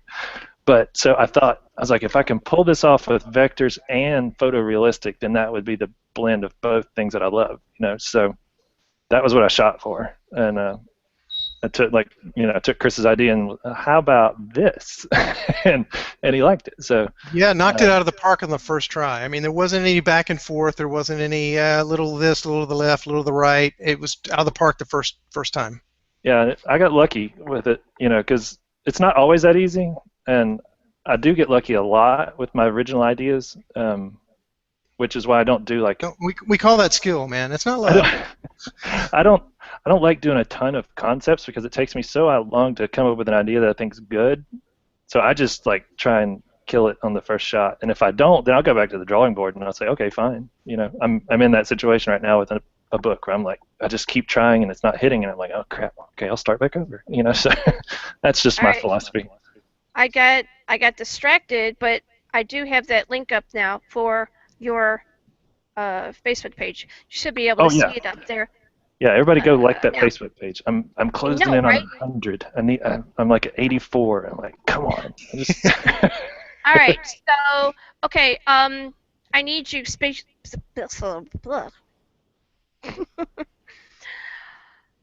please subscribe to the YouTube channel that we have here. We would really appreciate that if you haven't done it already. And let's see, what else do we got over here? How long did it take you to go from concept to finished production?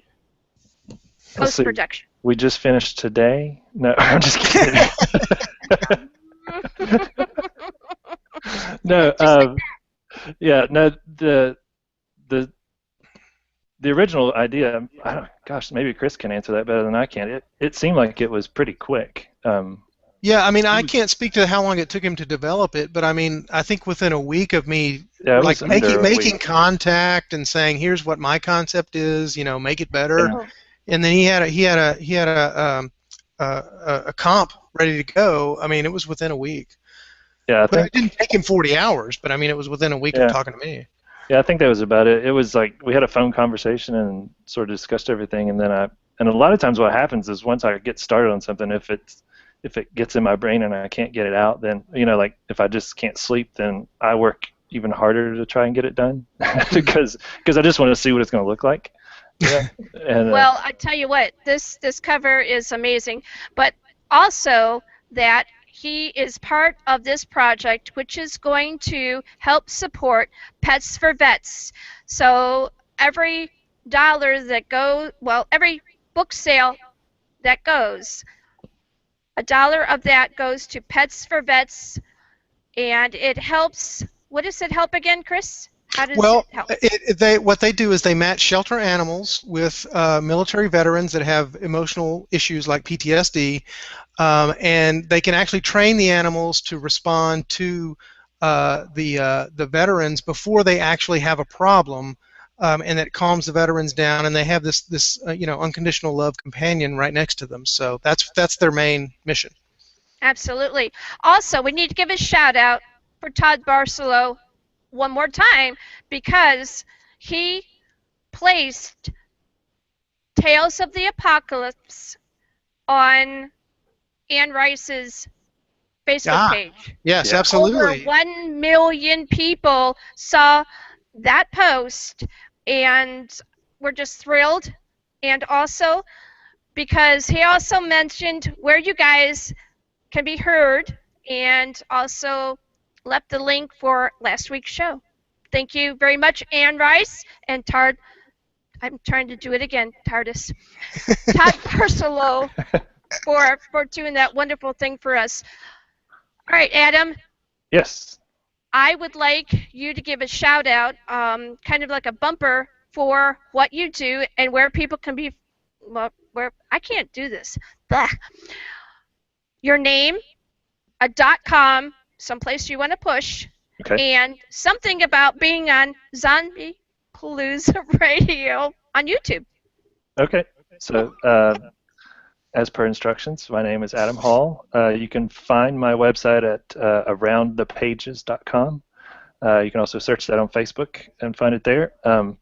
And this experience has been my first podcast, first live video interview. So it's been a first of many, and I've thoroughly enjoyed it. It's been fun. Well done. So thanks for having me. What are you listening to? Where are you at? I'm at home right now. So I listen. What show are you on? What show? What show are you on right now? Like on TV? No. What am I? No. Oh, I'm sorry. Golly, I was like, I like a lot of shows. No. Sorry. Thank you, Zombiepalooza, for having me on your show. You can tell I'm a rookie. Me too. I can't even talk. Yeah, words are hard. That's real cool. All right, I gotta look, and they are. I know. Yeah. We write them instead of speaking. Or at least you guys do. I don't. It's my first rodeo, actually. I just make you look good. You do. Damn, you do. All right. Let me see. I gotta look at the list for the lineup. We have coming on next, Clarissa. How do you say that? Clarissa.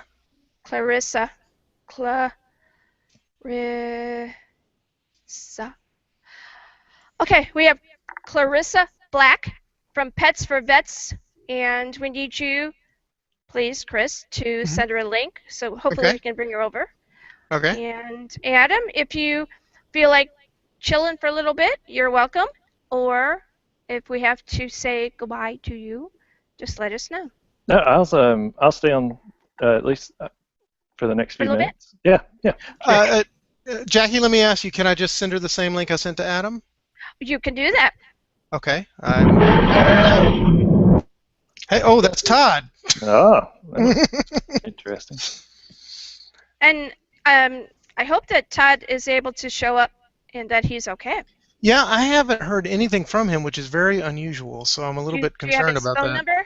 Do you need I to go don't have a call phone him? number. I usually typically just deal with him through Facebook, and so but I've reached out and I haven't heard from him, so I don't know what's going on there. Yeah. I hope he's okay. All right. Yeah. So, wow, this is a really cool project.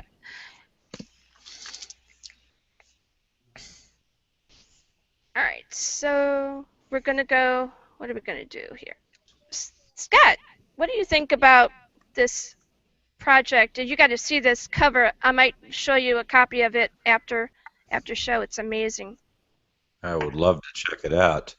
As far as Pets for Vets goes and Tales of the Apocalypse, my hat's off to all concerned involved in the creation of this book, because Pets for Vets, I have not benefited from them personally, but I have been doing a lot of research on them over the past week and gathering together tidbits here and there off of the web that talk about it, that have spread the word pretty far and wide. I've got one review that I went ahead and posted on the Zombiepalooza Dead Again page that reviews you guys.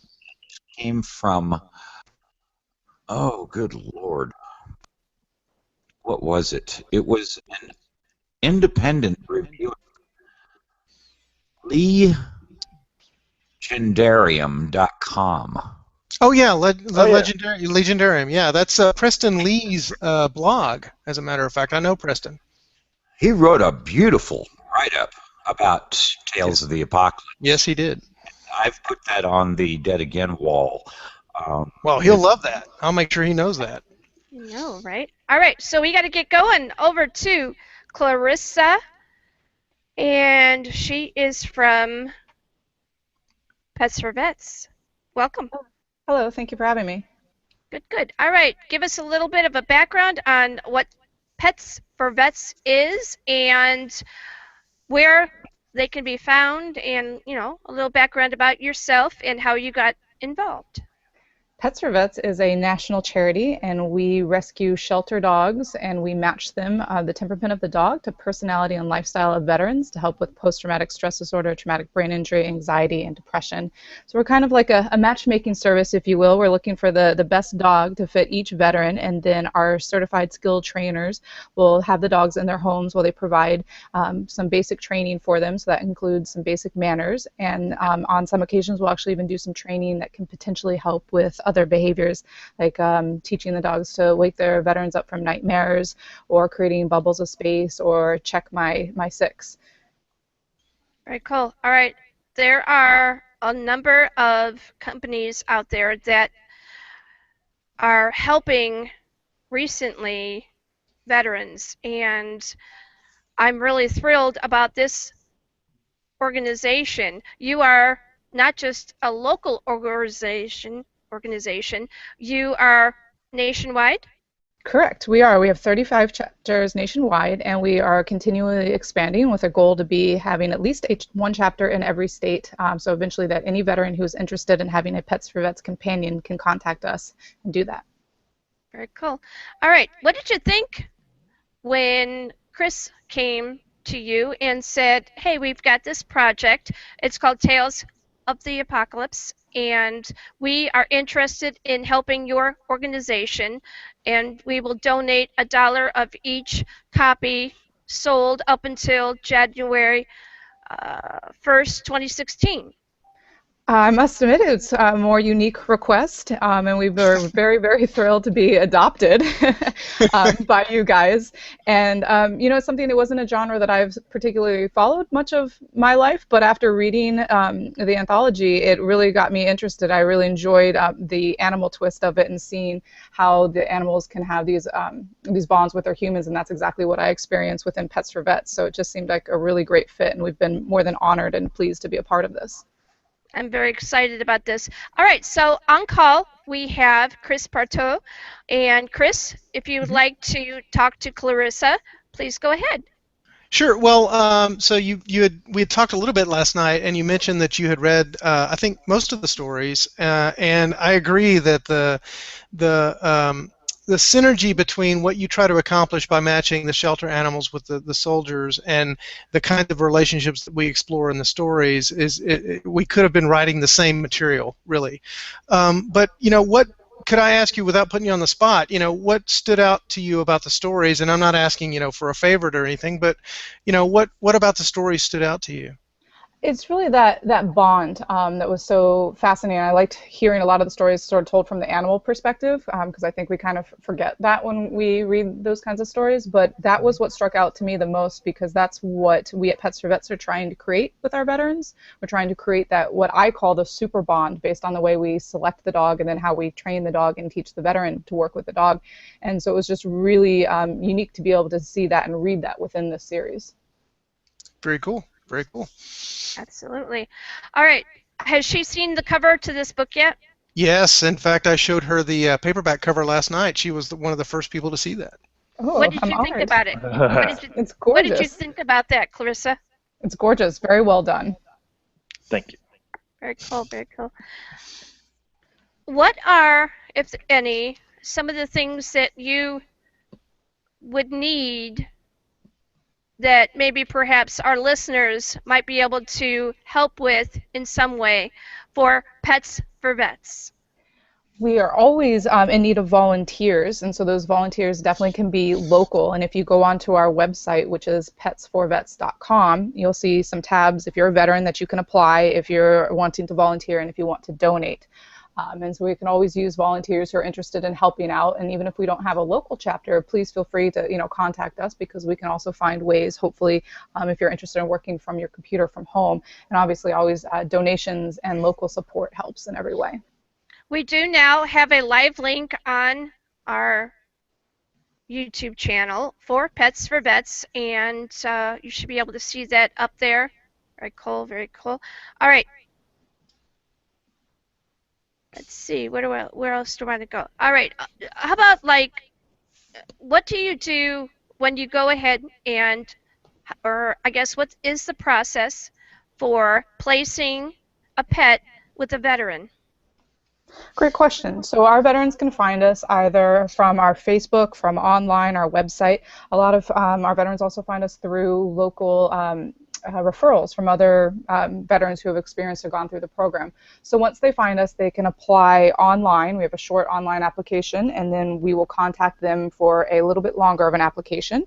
And from there, one of our trainers will reach out to them and make personal contact, and they can go through the interview process. And it's really more of a getting to know you. What we're trying to do is find out what it is the veteran is looking for in a dog, what it is, what their daily life is like, how the dog is going to fit into that, and just really find the best dog that's going to suit that person, that individual, and find the best temperament of dog. And then our trainers will go out and look for the dog that matches, and then take that dog into their home for training. And then when we provide the dog to the veteran, they actually come with what we call a welcome package. And that welcome package includes everything that they need to start their new life together. So the dog will be spayed, neutered, microchipped, vaccinated, up to date on everything that they need, as well as all this equipment that they come with. So food, toys, leashes, bowls, crates, and then as well as our training experience. So we'll provide training and follow-up for the lifetime of the dog. And all of this is done at no cost for the veterans that participate in our program.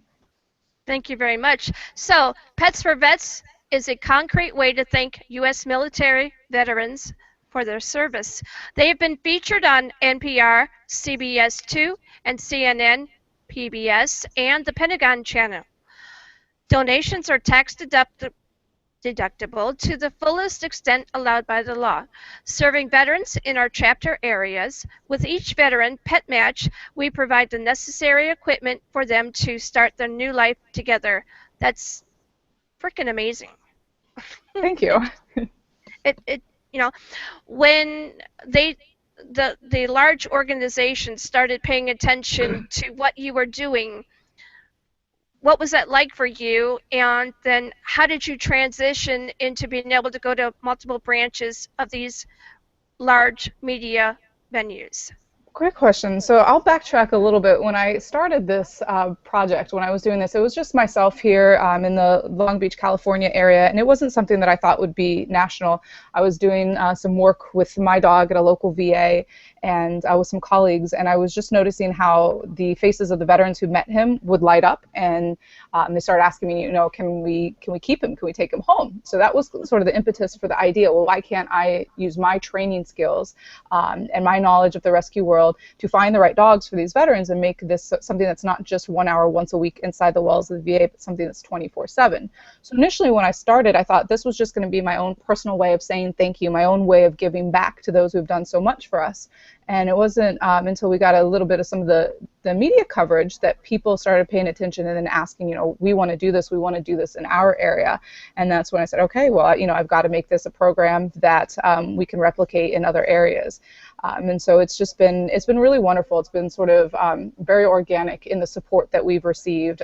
Everybody who contacts us, you either love animals, you love our veterans, or you love both. So it's a win-win for everybody involved. And it's just been really heartwarming to see everybody step up and want to be a part of this and to help us do complete our mission. Wonderful things happening here. It is definitely a win-win. Needy shelter dogs receive a second chance at life, while giving our returning soldiers a second chance at health and happiness. The bonds of friendship formed between man and animal have the power to ease the suffering of our troops when they return from overseas.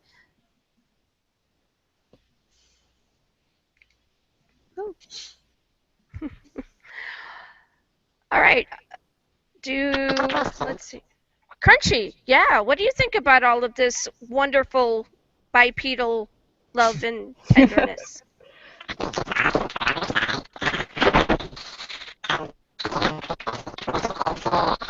Crunchy. Is Dead Door stepping? Crunchy. Is Dead Door stepping on your tail? Because do you need to tell him to quit that? Especially while we're on. Yeah. All right. So I think Crunchy thinks that's pretty cool. All right. And I have a question for Clarissa, if that's okay. Please. Yes. You were saying they can wake them up like if they're having a nightmare. Exactly how do you train a dog to understand that situation? Great question, Adam. So it's actually very cool. It's actually really cool because it happens in two ways. So one, there's a way for the training to work, and the other is based on the selection. So I'll start with training. If we're working with a dog to wake up a veteran from a nightmare, we'll actually start with something we call in the training world targeting. So I could use something as simple as, say, like a yellow Post-it note on my hand and reward the dog each time he presses his nose to that yellow Post-it, or maybe even his paw to that yellow Post-it. And I can reward and reward and reward that, moving that Post-it around, and then I can actually add that Post-it to the body and then reward that. And then finally, I can add what we call a go-to signal, which is a go to that target and touch it. So go from here to there, and when you touch it, great. And then we can actually translate that go-to target signal cue to something which we call an environmental cue, which would then be the veteran tossing or moaning or groaning. And so now the tossing, moaning, and groaning becomes the signal for the dog to walk over and press the target, and then gradually fade out the target. And so all of this is done with positive reinforcement. It's non-force-based training, so rewarding correct responses and really building the relationship between first the trainer and the dog, and then the dog and the veteran. But what's so unique and wonderful about this program is the way that we select our dogs and finding really the right dog for each veteran, and then this positive reinforcement training which fosters this really important mutual respect and trust actually encourages the dogs to then start to be in tune to what their veteran needs, and they actually start to offer behaviors that they pick up on that their veteran needs that the veteran hasn't even expressed that they need. So we've had a lot of our veterans tell us, my dog and we haven't trained them for this nightmare training. But my dog, you know, I was having a nightmare, and I woke up, and my dog was standing over me. He woke me up, and he stayed with me until I was more calm. And so we've had both sets. We've trained some of these behaviors, but also because of the way we select our dogs, they've offered the behaviors that their veterans need. That's Thank you too very cool. much. Mhm. She sounds like she should do her own radio show because she's very, very distinct about what she is going for and what her mission is. Woo. Thank you. You're welcome. All right. I would like you to give a bumper for Pets for Vets. So this is what you're going to do. You're going to say your name. You're going to say the .com for Pets for Vets and something about Zombiepalooza Radio on YouTube. Go. Wow, this is quick. Hi, my name is Clarissa Black, and I'm the founder of Pets for Vets, and we are located at www.petsforvets.com. Please check out Zombiepalooza Radio. It's been a really fun time for us. Thank you very much. Appreciate your time. It's so much better than me. Been doing better than all of us because, you know, even me, I had my language for a clump. All right, I appreciate your time. Thank you so much for being on Zombiepalooza Radio, Clarissa, and we will probably have you back again for an update. Excellent. I would love to be a part of that. Oh, currently, is there anyone to be able to give us a current number of issues sold so far for Clarissa? For, you mean Tales of the Apocalypse? Mm-hmm. I think it's still at 96. All right, you got 96. 96 bucks. That's awesome. Thank you, everybody. That's right. It's $96. That's right. I'm gonna try and get more for you. Woo, woo. All right, we gotta go. Up next is EJ Smith. EJ, go ahead and push that button. And Clarissa, speaking as a disabled vet with chronic nightmares, thank you for what you do. Thank you, and thank you so much for your service. All right, I appreciate you. Let's see. I want to make sure. You might need. You're going to have to disconnect from the call because I have too many people in here right now. So thank you, Clarissa. I appreciate I'll your step time. away too, so you can keep. All right, thank you, Adam. Yes, thanks, guys. It was fun. See you later. It was a Bye-bye. pleasure. Thank you. Cheers, Yes. Adam. See you, Chris. Later. All right. Okay, we got all of that. Now I've got to go in. Yes. Hi. It's EJ. Hi. Wow. How are y'all? I'm good. How are you? I'm doing very well, thank you. All right, so I got to go over and get your information. Go ahead, Chris Pourteau, and talk a little bit about who EJ is to the project while I gather her information. Thank you. Okay, so I hesitate to speak for her, but EJ is an advisor for the Military Family Advisory Network, and as I understand it, and EJ can correct me, it's sort of a meta-organization that reaches across lines between different veteran support organizations, so that there's some synergy built that might otherwise not be there. So EJ, please take over. Okay. So actually, that's a pretty good description. So the Military Family Advisory Network is a nonprofit that was built to connect all branches of the military with community resources, and also to provide a kind of unified voice, a vetted voice from the military community back to the general public, so that when people were searching for military families to be part of their projects, to get feedback about what was important, what impacts the military family, that they actually had a place to go.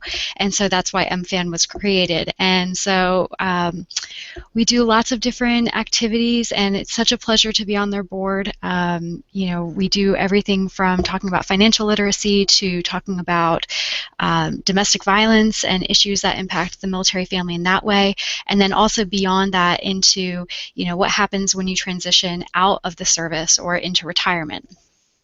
All right, I have her page now up, and you may also see the link for Military Family Advisory Network.org on our YouTube channel currently. Their vision for the future is simple. We want the best for our military community because When we are strong, our country is strong. That's awesome. Thank you. All right, so how do you play a part within Tales of the Apocalypse?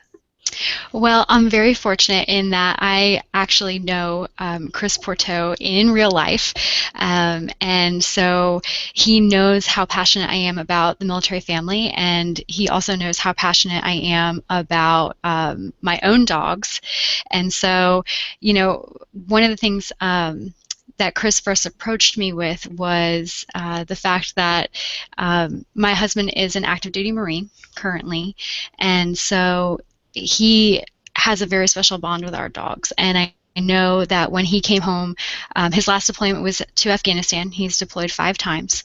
And when he came home last time from Afghanistan, Danny, our little dog, made such a big difference in transitioning back to home. And you know, when he couldn't sleep and he'd be up, I don't know, cleaning gear or doing whatever Marines do at 3 a.m. when they can't sleep, the dog would be in there with him and would just be kind of along for the ride. And so it was really kind of cool to see that bond. And then Chris and Chris's wife Allison, actually, when they read Chris's story, his wife Allison said to me, you know, the dog in that story actually kind of reminds me of your dog, Danny. And so that's kind of how I got on board with this whole thing. That's beautiful. My husband is Army retired and also is up in the middle of the night a lot of times cleaning, sharpening weapons, doing that kind of thing. But we also have a dog, and his name is Thor. And yeah, Thor does the same thing. Yeah. It's very cool. So. Chris, all right, so she became a part of this project. Where do you see also for future projects anything working along with this organization? Yeah, I mean, if this is successful, then I'm hoping to do another volume maybe next year, also benefiting Pets for Vets. And EJ has been wonderful about getting the word out to the MFAN family.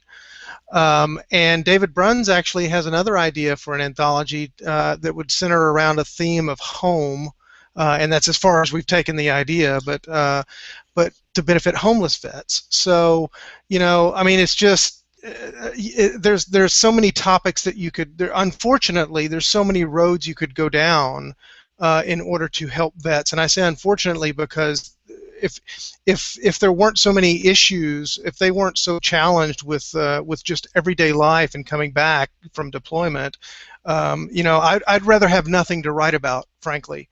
But unfortunately, that's not the case. So there are many opportunities where we can benefit our veterans, and EJ's been wonderful about helping us with getting the word out about Pets for Vets. We have a lot of veterans that listen to the show and that also create different kinds of things that we bring them and let them have discussion. But every once in a while, we'll touch on the subject of post-traumatic stress disorder. Mm-hmm. I have it myself, but that's because of childhood stuff and all of that. But our focus is on those who work in high stress situations and then either have to continue doing that or are taken from that and put into a regular living neighborhood setting. And it can be rather daunting for not only the veterans but for the families.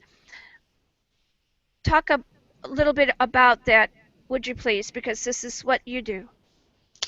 So yes, it can be a huge challenge for families, and you know, I don't know if everyone fully can appreciate, unless you've been in the military family, just how close that community is. So when you go to transition out and you don't have that safety net of the military family, it can be quite difficult. And you know, dogs get you out of the house. Dogs have to go out. They have to go, and they're social, and they're cute, and they're fuzzy, and you know, they start conversations. I've met some of my neighbors, not because they were interested interested in me, but because my dogs are adorable and they want to know more about them and how they came to be, and so that's so important. The other thing that can impact the military family, both when they're in the military and even after retirement, is sometimes military families get stationed in pretty precarious places, places where dogs aren't always allowed to go, and that can be so traumatic on top of all the other hardships that some of our veterans face, and even our active duty troops. To then get orders to a place where you can't bring a member of your family can be so incredibly rough, and so that's something to consider as well. And so we try to take that into consideration, and we're just kind of a resource. I've been contacted by people all across the country looking for resources for various things, and I'll say, if I don't know, I know someone who does, because this advisory board is spread all across the country. So talk about that part of it too. Talk about where you are being heard at, and if there is anyone that after they listen to this where they could maybe, I don't know, participate, volunteer, or get help for one of their loved ones. Sure, absolutely. So one of the things that MFAN has a couple pet projects that they are very directly involved with, and one of them is the Congressional Award for Military Youth, which is a fantastic program. And so we have toolkits available. So if anybody would like a toolkit to help their kid kind of work towards doing these service projects, it's open to active duty, reserve, and I believe veteran family children. So that's one project. We also have financial literacy has been a big issue as well. Sometimes people plan their day-to-day paychecks when they're in the military and then don't necessarily know how to transition gracefully into retirement.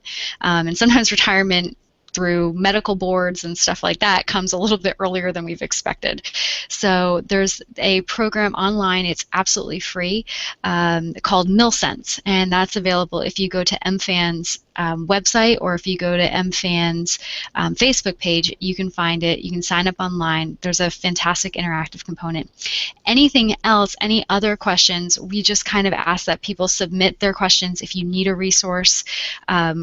The response time is pretty quick from what I've heard, and so if you just kind of go on the Facebook page, shoot us a message, go on the website and shoot us an email on there asking your question, and we will point you in the right direction. I have the pleasure and privilege of working with some of the most dedicated military spouses and family members and professionals, and we will help you as much as we can. Thank you very much. All right, I'm at that point where I need to get what we call a bumper. So you're going to say your name, the organization you represent, and something about Zombiepalooza Radio on YouTube. Okay, this is EJ Smith from Military Family Advisory Network coming to you from Zombiepalooza Radio. It's a pleasure to be here. Thank you. And if you haven't yet, please hit that red subscribe button, please, and thank you. We appreciate you. Chris, any final words that you'd like to say before MJ transitions and I go to my next guest? I just want to say, first of all, I want to thank her for all she's doing to get the word out about the anthology, and especially Pets for Vets. And I have a question actually for her. I don't know if you guys have a list or what, but is Pets for Vets on the list for MFAN? It is now. That was going to be my next question. Perfect. Okay. That's all I want. I'm trying to make a love connection here to increase Pets for Vets profile a little bit. So that's why I was asking. Absolutely. Thank you for all you're doing, EJ. Seriously, thank you. Thank you. Very cool. All right, staff, please go ahead and say your final goodbyes to EJ. EJ, it's been fantastic having you on the show. As I said before, speaking as a disabled vet, thank you for everything you do. And thank you. Hope to have you back again when we do the Jerry Lewis timpani thing, and we actually come up with. All right, okay, thank you. Thank you, thank you, thank you to you. We're supposed to be having Mary Buckham, and I messaged her and said she was up in 4 minutes, and now it is 1 minute till, and she still has not seen her message. All right. I will send another message as well. All right, thank you. All righty, what are we doing here? What do we got? This really is. I want to make sure I'm coming through. Am I coming through, Claire? Yeah.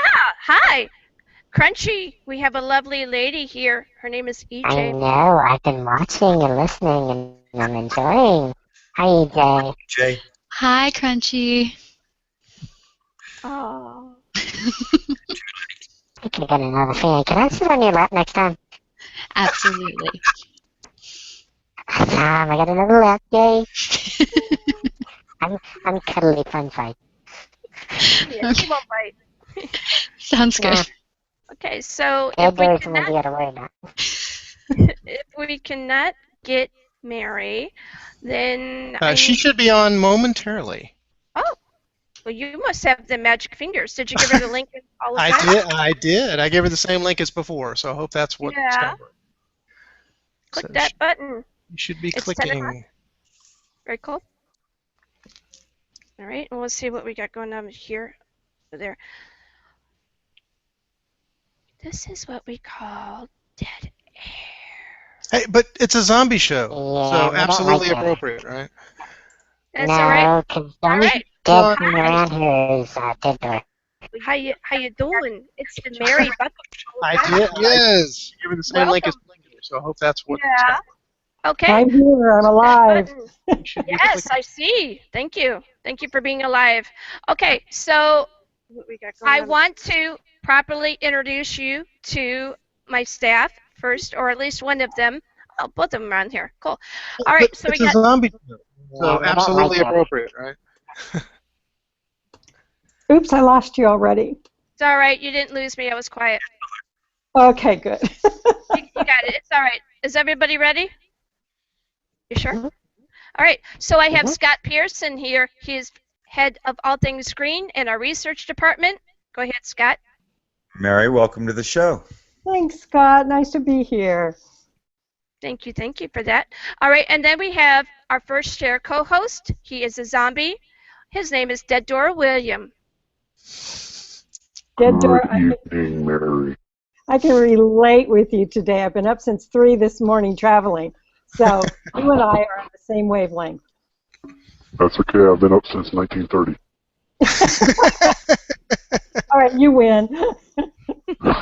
All right, and then we have our chief engineer, who's just gotten promoted this evening. His name is Crunchy.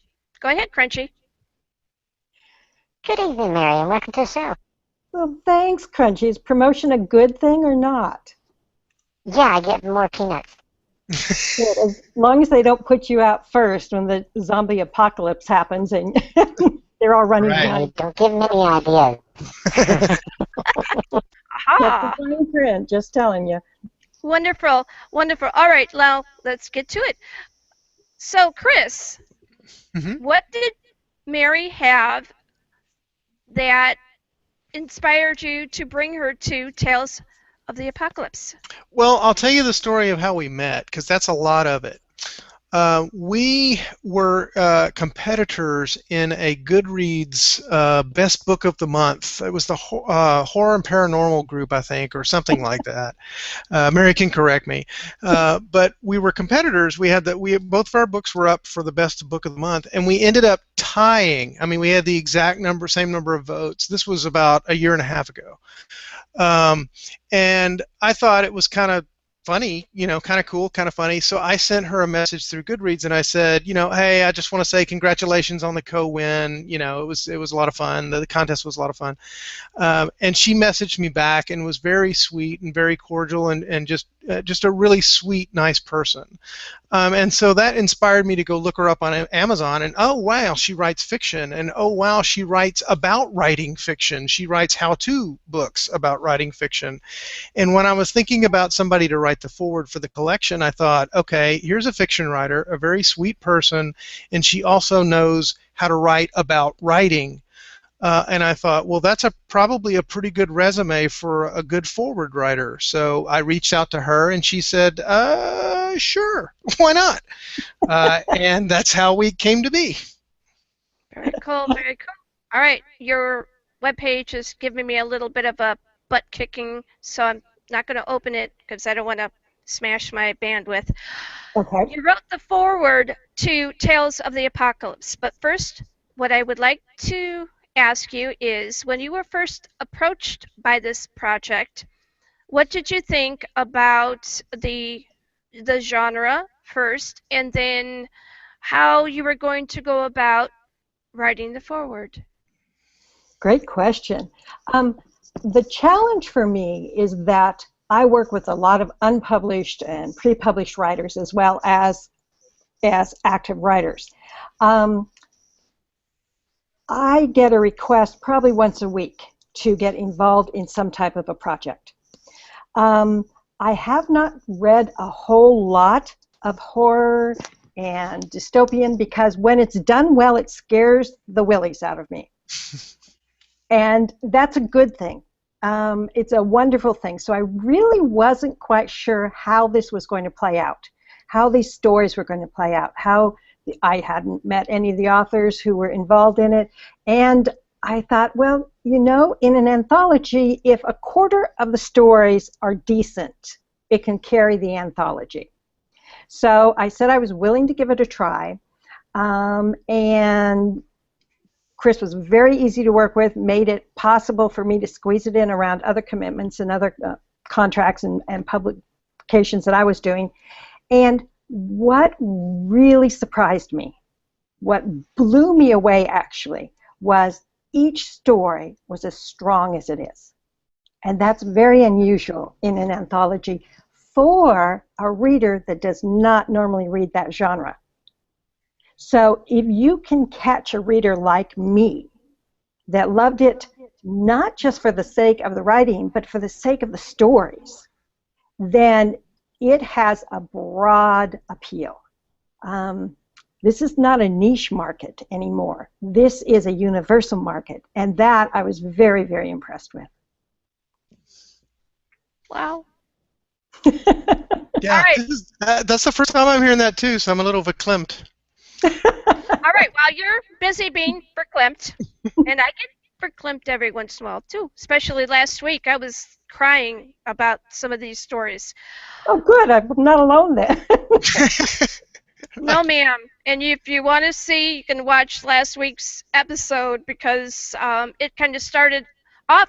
We were laughing and joking. Crew and I were laughing and joking, and then we get into this really amazing piece, and it was wow. It was an emotional roller coaster on both sides of the fence. It was beautiful. Mm-hmm. All right, so you have the foreword with you? Somewhere. I'm hoping it's not packed. Chris is very nice. He got me a copy of it. He's so organized and on top of things, and he has to work with people like me. If I can't find it, what I could do is I can read my flight itinerary.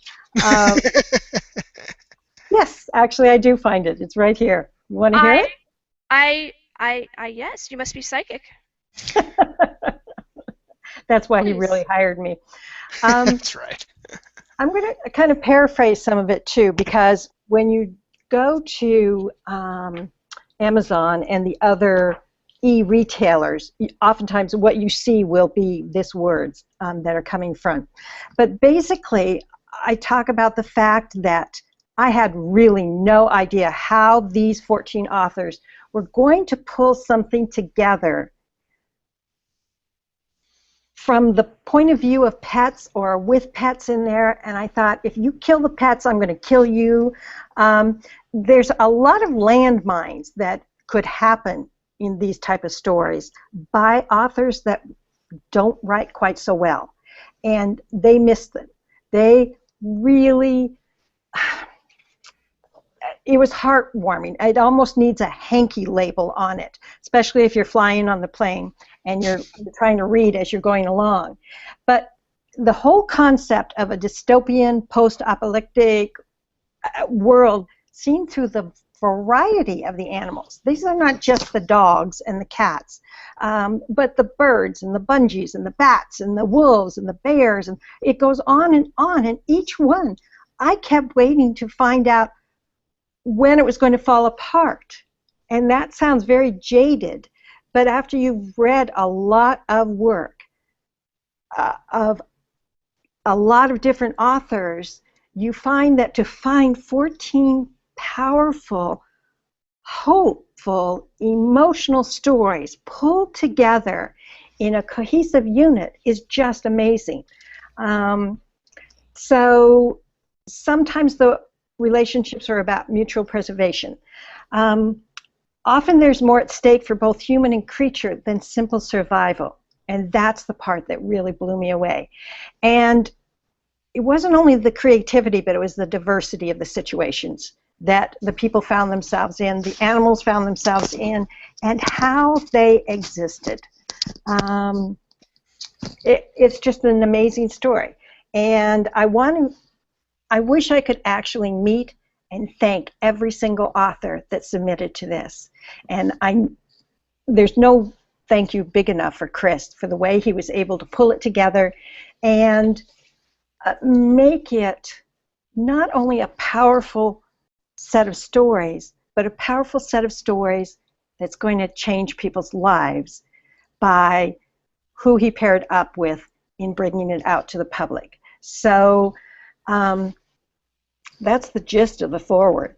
It's well worth it for people, even people who don't love what you think you're going to get, if that makes any sense. And now, the foreword. Make you do it. All right. These are stories that will have you hugging your own pet or going out of your way to help an animal if you are petless.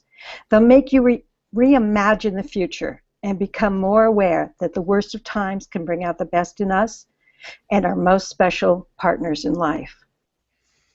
A little over a year ago, I discovered such a partner myself in a feral cat with whom I since developed a symbiotic relationship that suits us both.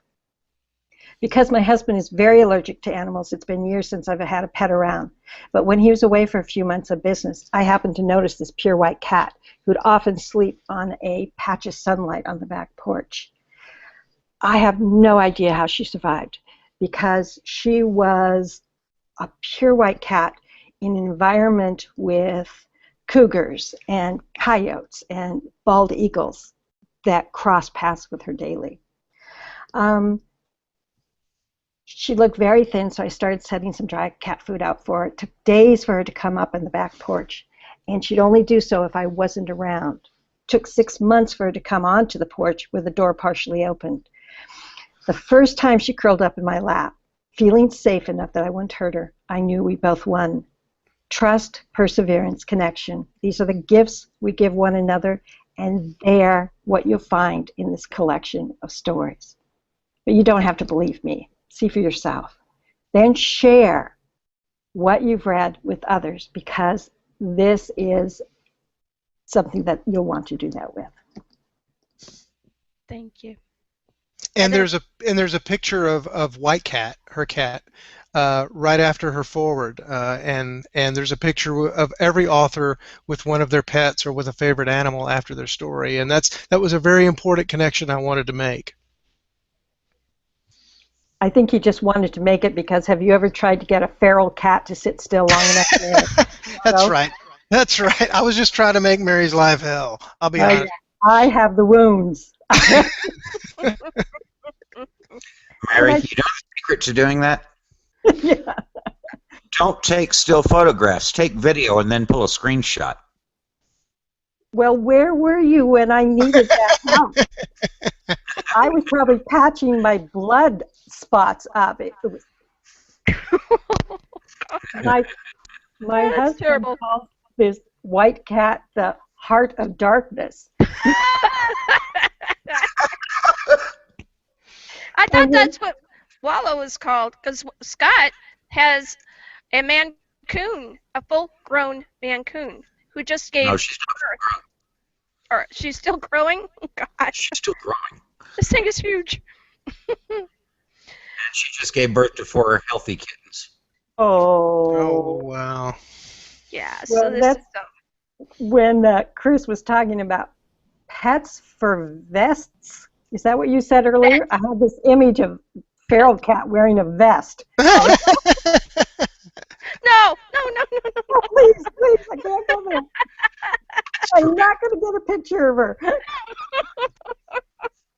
I've been scarred. I need more I therapy. don't know which one's worse, trying to get a picture of the cat in the vest or trying to put the vest on the cat. Yeah, that's going to draw some blood. Yeah.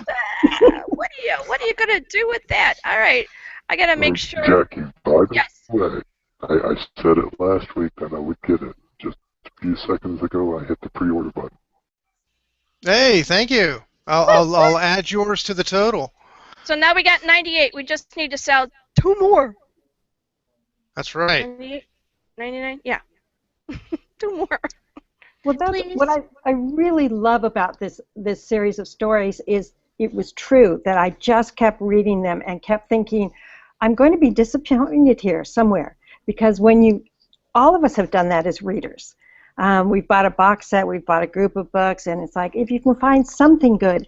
And I was looking for the weak link, and there wasn't one. And that just blew me away. And I just kept going from story to story to story. I do want to warn you, though, don't read it on a plane unless you have a hanky handy or can get access to one. It's very important. I was crying during the foreword. Are you kidding? I wouldn't have got past it first page. I told my mate that it was allergies. Sniff, allergies. Give me your shirt. Exactly. He didn't mind. But lest we leave the audience with the wrong impression, they're not all sad stories. Oh, not at all. And that's the power of them. Is it's not sad. They are so filled with hope that it gives you a sense that even if the worst happens, we can keep going because this spark is there. And it was just amazing.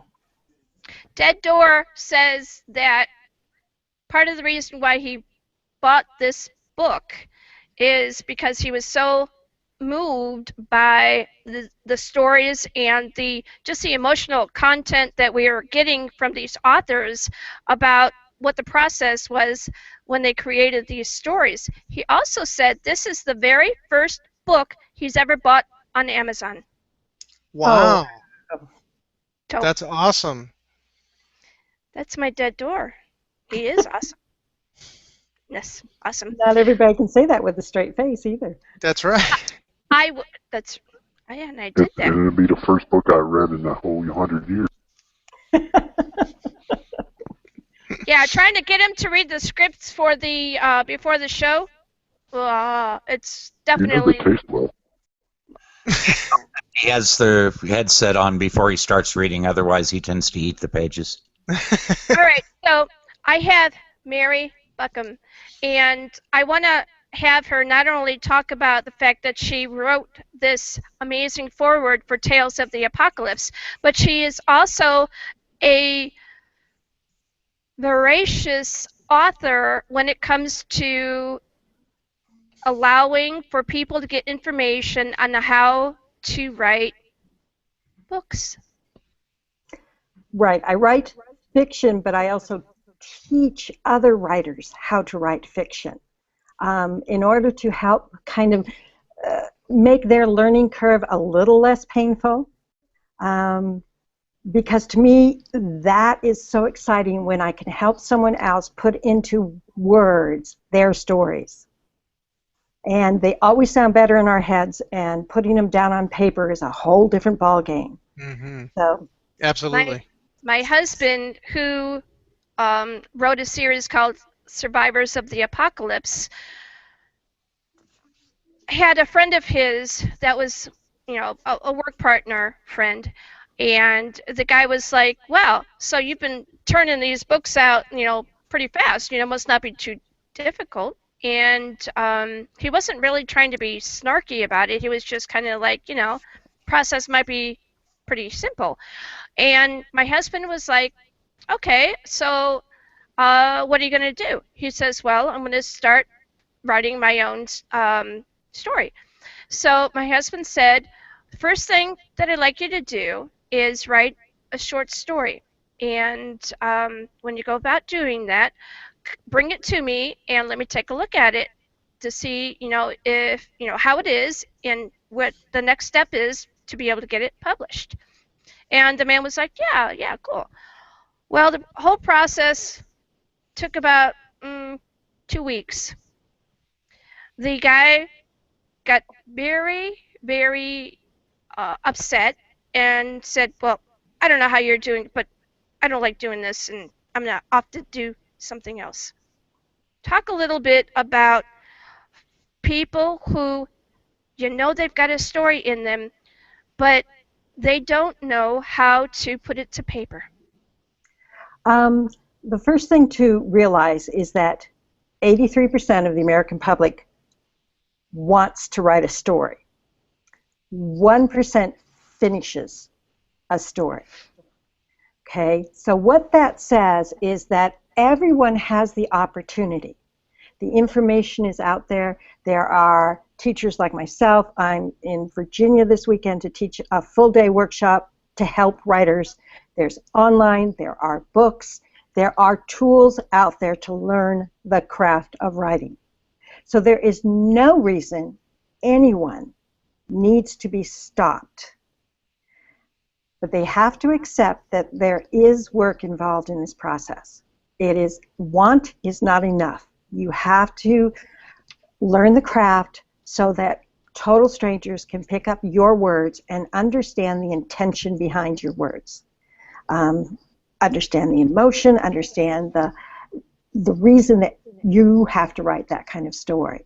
So it's a great time to be a writer. It's probably the best time in the whole world to be a writer because the doors are thrown open, but that doesn't mean that just because you write words on a page that it's ready to be published for other readers.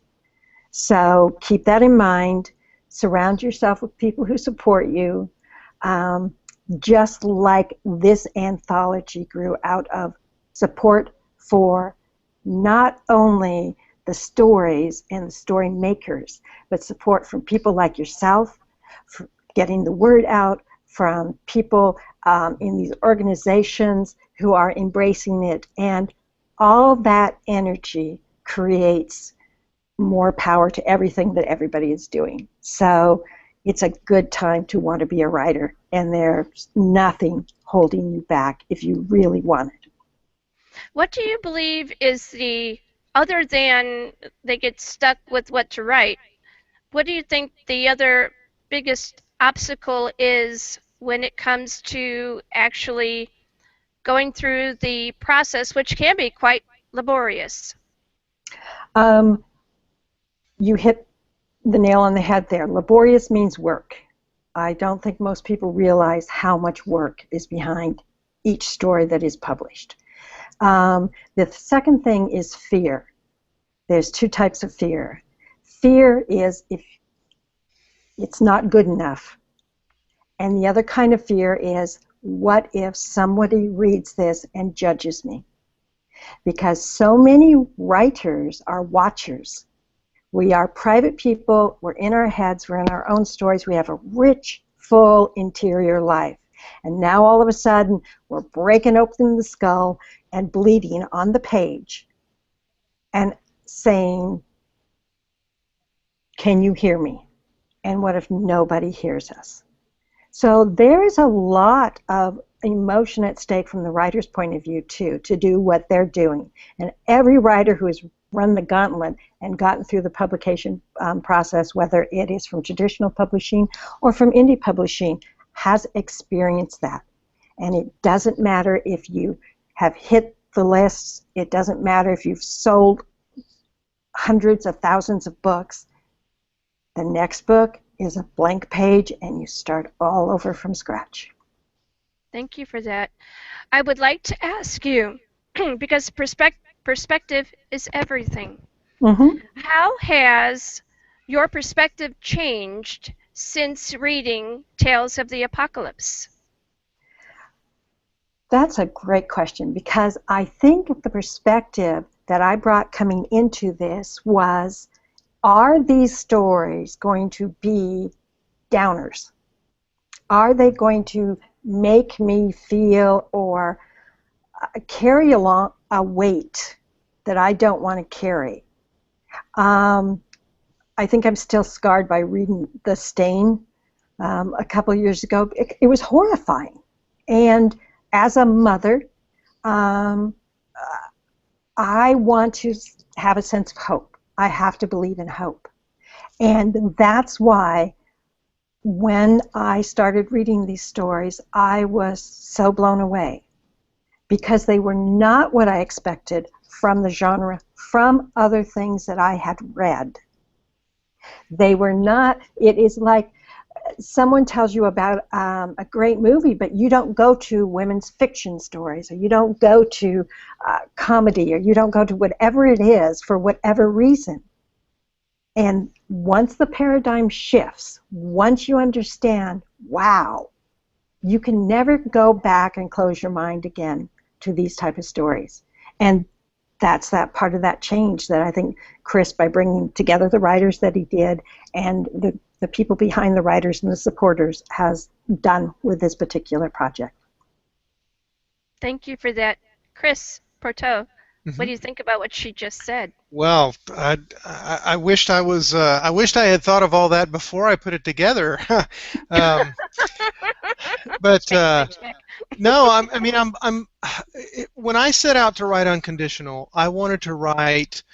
I wanted to write what I believed dogs are all about, because I've been a dog lover since I've been alive. For 48 years I've been a dog lover, and so I set out to put into that story what I see in dogs: the nobility, the unconditional love, the self-sacrifice, the absolute living for you that dogs do.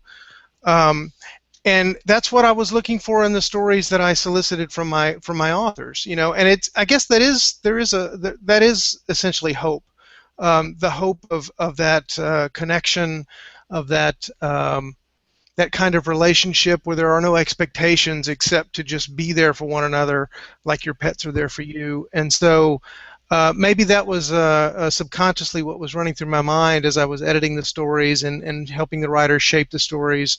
I mean, what she's describing is exactly what I was going for. So I'm glad to hear that someone who was not particularly enamored of that genre plugged into what I was going for. I mean, that there's no higher praise than that. That's very cool. All right, so Mary, what do you think about this thing called Zombiepalooza Radio? I have been telling people right, left, upside down, and backwards that they have got to be listening to you, because it is so fun. It is so open, and it's such a fun spin on zombies. You know, it makes going to the dark side exciting. So. Can I quote you? Absolutely. Thank you. I appreciate you. a number of things that I appreciate you for. I appreciate that you saw the beautiful in the apocalypse.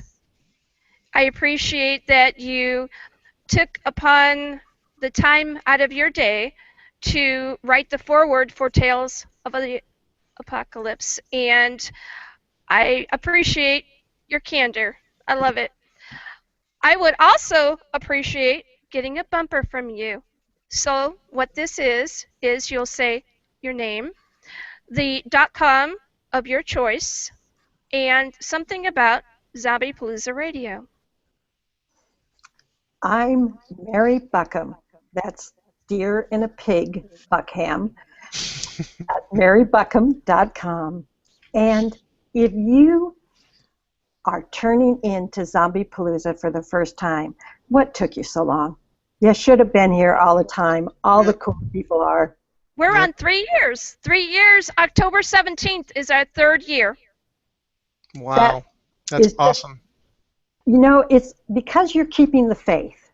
I mean, you are giving writers, you're giving stories, you're giving all sorts of connections and opening doors in so many ways. So Thank you. I toast you. Thank you. I toast you. You did good. You did really good. Yes, you did. All right, we're got. Let's see. It's almost 10:30. I have to go look to see who's up next. We have Stefan Bolz, and we need to get Stefan to call. Mary, is there anything else that you would like to say to Chris, or you're invited to stick around if you would like, whatever you want to do. Well, they just told me I have to be up at 5 in the morning to teach this class tomorrow, so I am going to have a little bit left for them. So I will be checking out here, but I do want to thank you. I've enjoyed this. I enjoyed watching the last episode, and to discovering with this how much fun you guys have. If I'd known that, I would have been here a lot longer. I want to, before you go, I am going to give you an open invitation, because we do a lot to be able to help teach authors and writers how to do what they do better. And I would love to have you on for an hour of your time at some point within the next coming months, or maybe in January. Well, that would be wonderful. There's nothing that I enjoy more than to share what I've learned and to try and make it easier for somebody else. Thank you, thank you. I appreciate you and your time. Good night. Jackie. Thank you, Mary. I just want to say thank you, Mary. Thank you for joining the project and for writing a wonderful foreword, and for just bringing a whole level of understanding to the project. It's just wonderful to have you as part of our team. Thanks, Chris, and I'll pay you your bottle of wine later. That's fine. There's no rush. Okay. All right. Bye, folks. Bye. Bye. Bye. Night, Mary. Night. I'm like just wowed by this lady. I can't wait to get her on so that she can help some of our authors get an idea of how to put words better on paper. Right, and the thing that's really cool about Mary is she's a doer, not just a teacher. She also writes fiction. She writes about writing fiction, so she really knows what she's doing. I love that. All right, so we're getting over here to see if we can figure out if we can get Stefan Bolz, and hopefully he'll click the button and everything will go the way it's supposed to. I have a quick question for. Your story, is it a POV of the dog, or is it outside looking at the dog? It's outside looking at the dog, but the entire focus of the story is on the dog. So while it's not a first-person account, it's a third-person account, but it's entirely through the perspective of the dog. All right. And thank you. That's a great question, Crunchy. That was a great question. You must have been listening to the show. I always do. While I'm keeping the show together. You're what? I said, wild treat keeping the show together. And it's better to be on a smart ass than It is. You're right. Squirrel. I'm waiting for... There he is, I believe. Here Stefan I am. Bolz. How are you?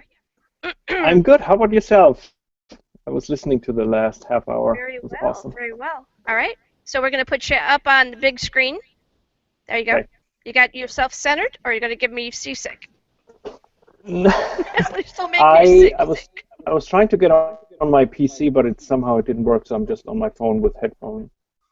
That's why I tried to get you to do a sound check yesterday. All right. You hear me okay? Yeah, but we got you. Yeah. Yes. Okay. So Chris Pourteau is here, and what I would like Chris to do is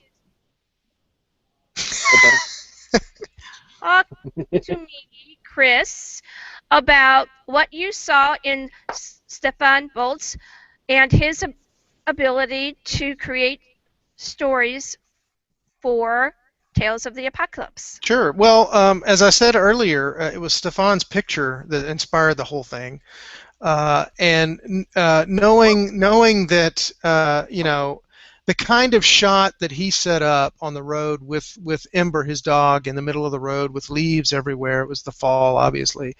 That perspective alone told me that he understood what I was looking for in terms of the stories, in terms of the, you know, seeing it from the perspective of an animal. And I've been friends with Stefan for, I don't know, year and a half now. We were together in the Apocalypse Weird Initiative, and he wrote a great story called The Three Feathers. And so I knew he had the chops. I mean, that was not even a question.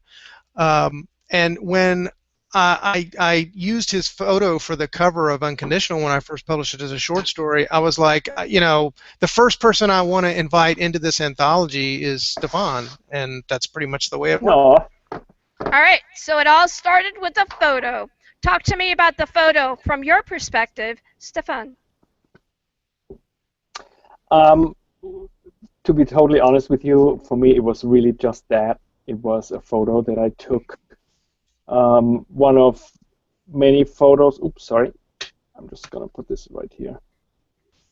One of many photos I took when I'm out with Ember, and this one just seemed to be had something that I felt right away that there was some kind of a connection to it, or what I felt really was this longing.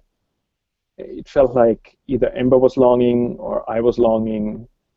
This long road ahead, this very narrow, long path, and she was looking longingly in that direction, and she was longing for something. That was my sense. And then Chris said, "Oh, you know, I had this idea for this short story," and at that moment, I totally got it. I knew exactly what he was talking about, and the unconditional, the dog longing for the boy, its owner. And it was awesome. It was one of those things where it just clicks and then it clicks again, and it was great. Very cool. Your story within Tales of the Apocalypse is called The Protector, and this is a story synopsis of that tale. This is a tale of courage and sacrifice, of undying loyalty, and of the importance of the pack. At the heart of the story lies the relationship between two cubs. One of them is a 12-year-old boy, and the other a young wolf. Neither of them is equipped to survive alone, and one of them will become a legend, remembered for generations to come. Beautiful. All right, so give me a little backstory of this story. Okay, the backstory, I think I have to go back to 1994, because, and Chris knows this probably so well that he's gonna say, "Oh my God, you're gonna go again with that." But no, it's good. It's all good. I read this book, Assassin's Apprentice by Robin Hobb. There was a series of 3, and the second book in that series called Royal Assassin is where bonds with a wolf, and they first start out sharing just little images and stuff, and then they share basically their thoughts and their emotions, and they can communicate with each other over long distances, and there's this amazing relationship that the author just develops over those 3 books, and then another series, another 2 books after that. Most incredible fantasy series I've ever read, and that relationship between the two somehow since then never let go of me. It's always somehow in the background. And when Chris asked, "Do you want to think about a story for Tales of the Apocalypse?" it took about a half a second for me to realize I want to write a story about a wolf cub and a boy.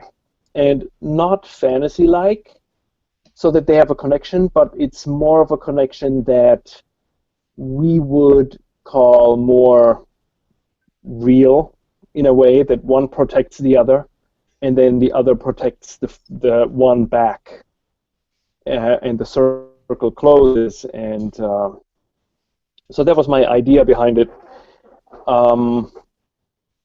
Yeah, I think that was what originated it. Thank you. Chris, when you first read his story, what was it about the elements that he used that had you decide, yes, this is exactly on point? It was absolutely the relationship that he strikes between the wolf and the boy in the story. And again, I want to reference the Pets for Vets thing. You know, the building the relationship between the shelter animal and the military veteran, so that they can heal one another. I mean, you know, the shelter animal too is likely traumatized. And it wasn't in the shelter by accident. So they find companionship and healing with the veteran as much as the veteran does, I would guess. And in Stefan's story, Protector, the boy who is, I don't want to give too much away, but is essentially running for his life with another group of people, finds that kind of it's a relationship with a wolf that doesn't have expectations other than to be there for one another. And it's not like they're like Lassie and Timmy all the time. They're separated actually through most of the story, but it's the relationship early in the story that the boy forms with the wolf, and that later the wolf, I'll say, balances out with the boy, that really makes the story cohere together as a great tale. As a great fable almost, and so that's what I saw in the story, was just the relationship. As an author, have you, Stefan, written other works that were like this, or is this stepping out of your element? And if so, what is your natural element?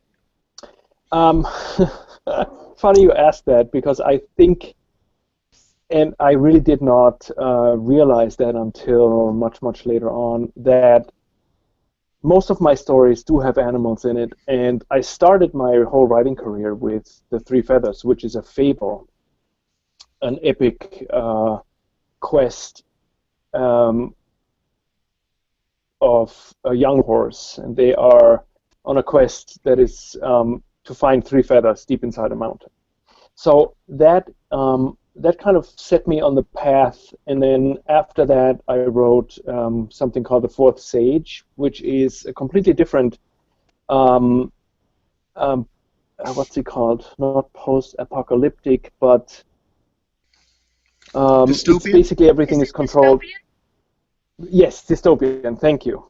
Dystopian world where everything is controlled by a corporation, and this young girl roams the air ducts of this high-rise. No, there's no privacy and no freedom. She roams the air ducts of this high-rise. She's 15, and then she finds a baby hawk in one of the air ducts, and she saves the baby hawk. And she realizes that she can share imagery with the hawk, and the hawk is basically what we would call a spirit guide, but a manifestial hawk with which she can now communicate. So, and the hawk tells her, you're the only one that can topple the giant, and you're the one that has to do it. And so there's this relationship between the two that's going on. So the Tales story was really just a natural extension of that kind of, I don't know, that kind of road I was on already. And it felt like a very, very good extension, and it now opened up my mind to some other stories that I'm going towards again and writing a little bit more about that. And a lot of them are going to have animals in it. Thank you very much. All right, Scott Pearson, go ahead and ask your first question. I am curious about where you get your characterizations from. Are they from, like the wolf that you have, is there a particular animal that you take the personality traits from, former pet or anything? Where do you get your characters? Oh, that's a good question. I want to say the title Protector, I think if you're in a pack, if you're a pack animal, that's like the one ingrained thing, that you take care of the pack and the pack takes care of you in return. So that was kind of my back, what I had in the back of my head when the relationship started between the boy and the wolf, that because the boy took care of the wolf, he saved him in the beginning of the story. It was pack, and then there was just no question in the wolf that however he could pay that back in any way, shape, or form possible, he would do that without thinking, without asking. So I think what I had as an example was that behavior, and also in us humans, you have a unit, military, or be that in a very tight group that goes through a project. You have a tightness that you can't, like in the theater. I played theater, and the dynamic inside the group in the theater is incredible. I mean, the friendship and the love for one another is so big. You can't really understand that on the outside. And then you leave that project, and 10 years later, you still love the people that were involved there. So I think that was also part of it. I have a favorite question I like to ask. Do you create characters in depth to the point where they actually argue with you over what you would like them to do as opposed to what they would like to do? I call that method writing. Like the actor becomes the character in method acting. Mm-hmm. The method writer has a chorus of voices, his entire cast of characters between his ears, all talking at once, basically.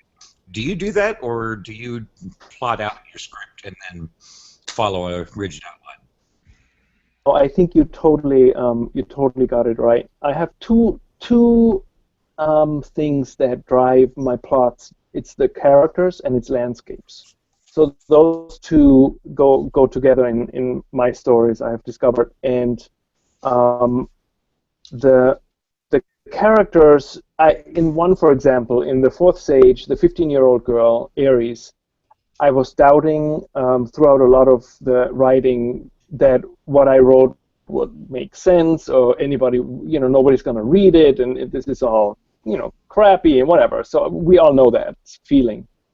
And then one day she told me, she didn't use the F word, but she said, shut up and just write my story.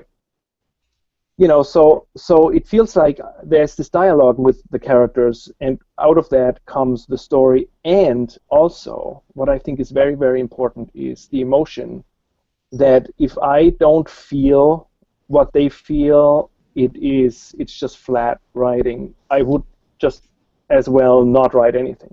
So there has to be some kind of emotion that the character is expressing through me, or my emotions get transferred to them, but it has to have an emotion in it. Without that, it would not, I wouldn't want to write it. So that's, I think, I hope that answers the question. But well, and if I could just add something to what Stefan was saying, we can have great debates about plot and imagery and character and all that stuff, but it's really pretty simple to me. Plots and imagery don't read stories, people do. And so, you connect with people through the character and the characterizations you create in the stories. Everything else this is my personal philosophy, everything else derives from character. Where the plot goes, what the motivation is, what the imagery is that the character sees when they look at the dystopian landscape or whatever it is you're describing, it's all filtered through the person in the story, and that's interpreted through the person reading the story. And I think that's essentially, not to put words in his mouth, but I think that's essentially what Stefan is saying, is that character is the most important thing, and emotion is the way to connect between character and reader. Thank you for that. All right, we're going to go over to dialogue. Dialogue, I believe, is extremely important when you're bringing a new reader, especially, into your world. So what I'm interested in, because this is such a unique piece, is where you derived your dialogue from? What did you base that on? I stole it from Aaron Sorkin. Aaron Sorkin is my absolute favorite writer in the whole world, and I was a big fan of The West Wing and all his other, you can't handle the truth, all his work.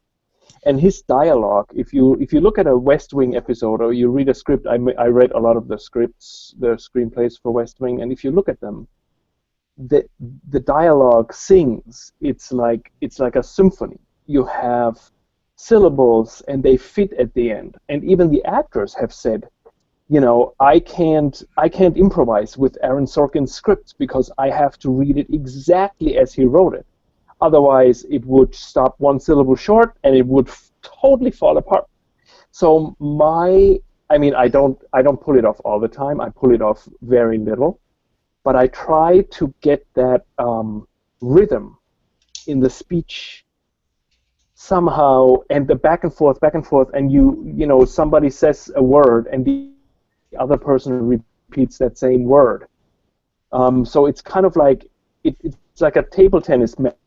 Back and forth, and that in itself, I think, creates tension. Just from how people throw the lines back and forth between each other. I love it. I totally love it. Pacing.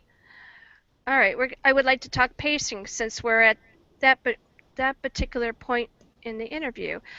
A soundtrack very often creates the pace for a film. When you're working with a book, written piece, a manuscript, pacing is extremely important, but you have kind of figured it out in a beautiful way that if you say particular words in a particular stance, that's going to convey the pacing. Mm-hmm. Awesome. Right. Do you teach? Have you written how to do that? Because that's valuable. Just think about it. I think it's right. I think it's listening to dialogue and see what feels right to the ear, and then the pacing is, don't have sentences with 8 words, like 4 or 5 sentences with 8 words, one after the other. You have 2 sentences with 8 words, then you have a sentence with 4 words, then you have a very long sentence, and then another short sentence, for example. So you want to mix it up in a way that is like ba-boom, ba-boom, ba-ba-ba-ba-boom, in a whole paragraph. It's like the whole paragraph is a musical, almost like a little verse in a poem, right? And the same with emotions. You have an action scene, then you have to slow down. You have to convey emotions, then you have to go back from the emotion to the action, and then you have throw in some landscape descriptions, a couple of pieces of nice dialogue, and it's almost like a symphony where you pick up one theme, you let it go, pick up the next one, let it go, and it's like in a circle and goes deeper and deeper into the story like that. I mean, listen, I'm like now describing the ideal book, which is impossible to write, but just in my head, theoretically, that's how I would do it if I could. Well, but the best training ground for what Stefan is talking about, and I do exactly the same thing, is reading, and it becomes natural for the writer. I'm not saying you don't have to work at it. You have to write. You have to practice like any craft. But reading is what teaches you what sounds good. When you read something and you put it aside after a paragraph because you don't like it, well, that's not very good. That's not good writing. Find something that's good writing and read it, and then you'll assimilate that. You'll get osmosis through osmosis. You'll assimilate what's good about that, and the next time you put something on paper, you will have learned that lesson. And so the best teacher is reading for writing. Thank you for that. All right, I know Crunchy, our bipedal staff member, has a question, I think, about the wolf. Yeah, Stefan. I was wondering why the wolf being one of the most savage animals, why the wolf? He wanted to know why the wolf out of all the animal kingdom. Because for me, it has the biggest instinct to protect the pack. I mean, I think a lot of animals have that instinct, but I think the wolf in the wolf pack is something that is very unique in that way, that they have, or maybe that's just in my imagination, you know, but it just feels like the wolf would be, first of all, if I would have a wolf as a friend, I mean, how awesome is that, right? I mean, you would just walk down the street and nobody would, like, try to do anything or whatever. It's like, okay, he's got a wolf, you know. It would be very cool to have that. But I think it's also the piece of protecting the pack that was what made me, I think, choose the wolf. But I didn't make that conscious choice. It was there immediately, like a second after Chris asked me. So it came out of my subconscious mind.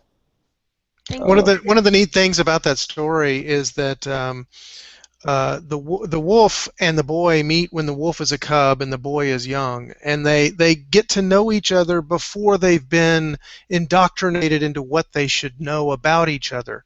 You know, the wolf is a cub, and so he doesn't yet know to fear humans. The boy is a boy, and so he doesn't yet know that the wolf is a predator and he needs to kill it before it kills him.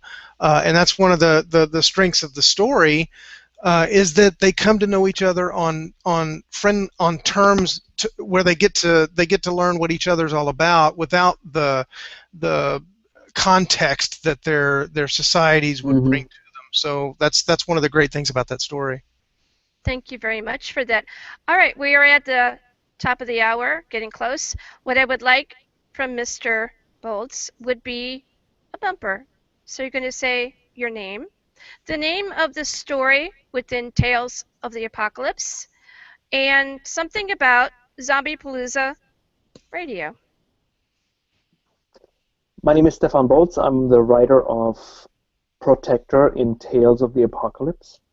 And Friday night is Zombiepalooza night. Just remember that. There's no movies. There's no going out. You are at home at the computer watching that show because it's an awesome show. If you love zombies, if you love writing, anything, it's a really, really great show. Thank you. And we also do horror and very cool stuff. Yes, we do. We do. Wonderful to have you on the show.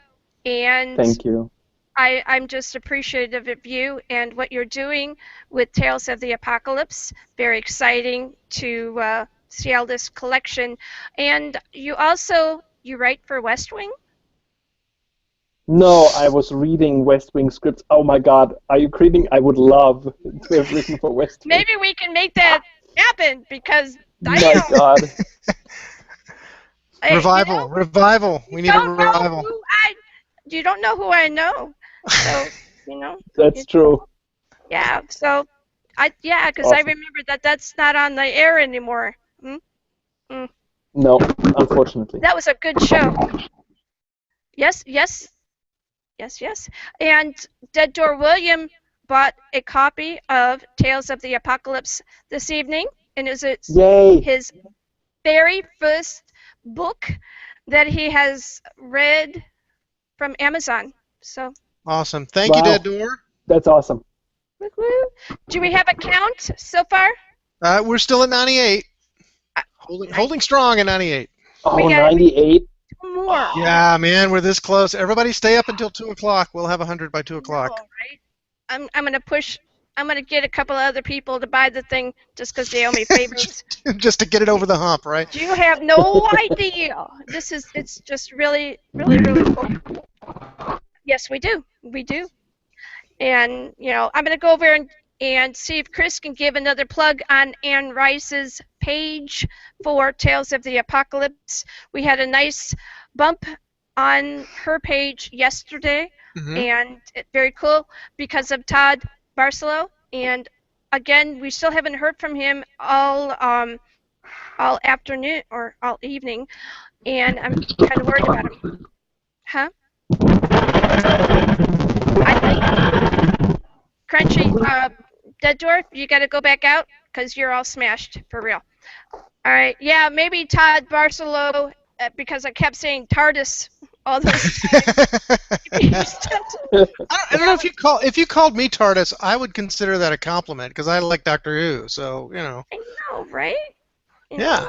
know, so it's his fault. All right, we have, I think, the last person coming up, Deirdre, and I need to go over and have her push that button. I think she's listening. But I'm gonna make sure. Go ahead. How's that? It's better.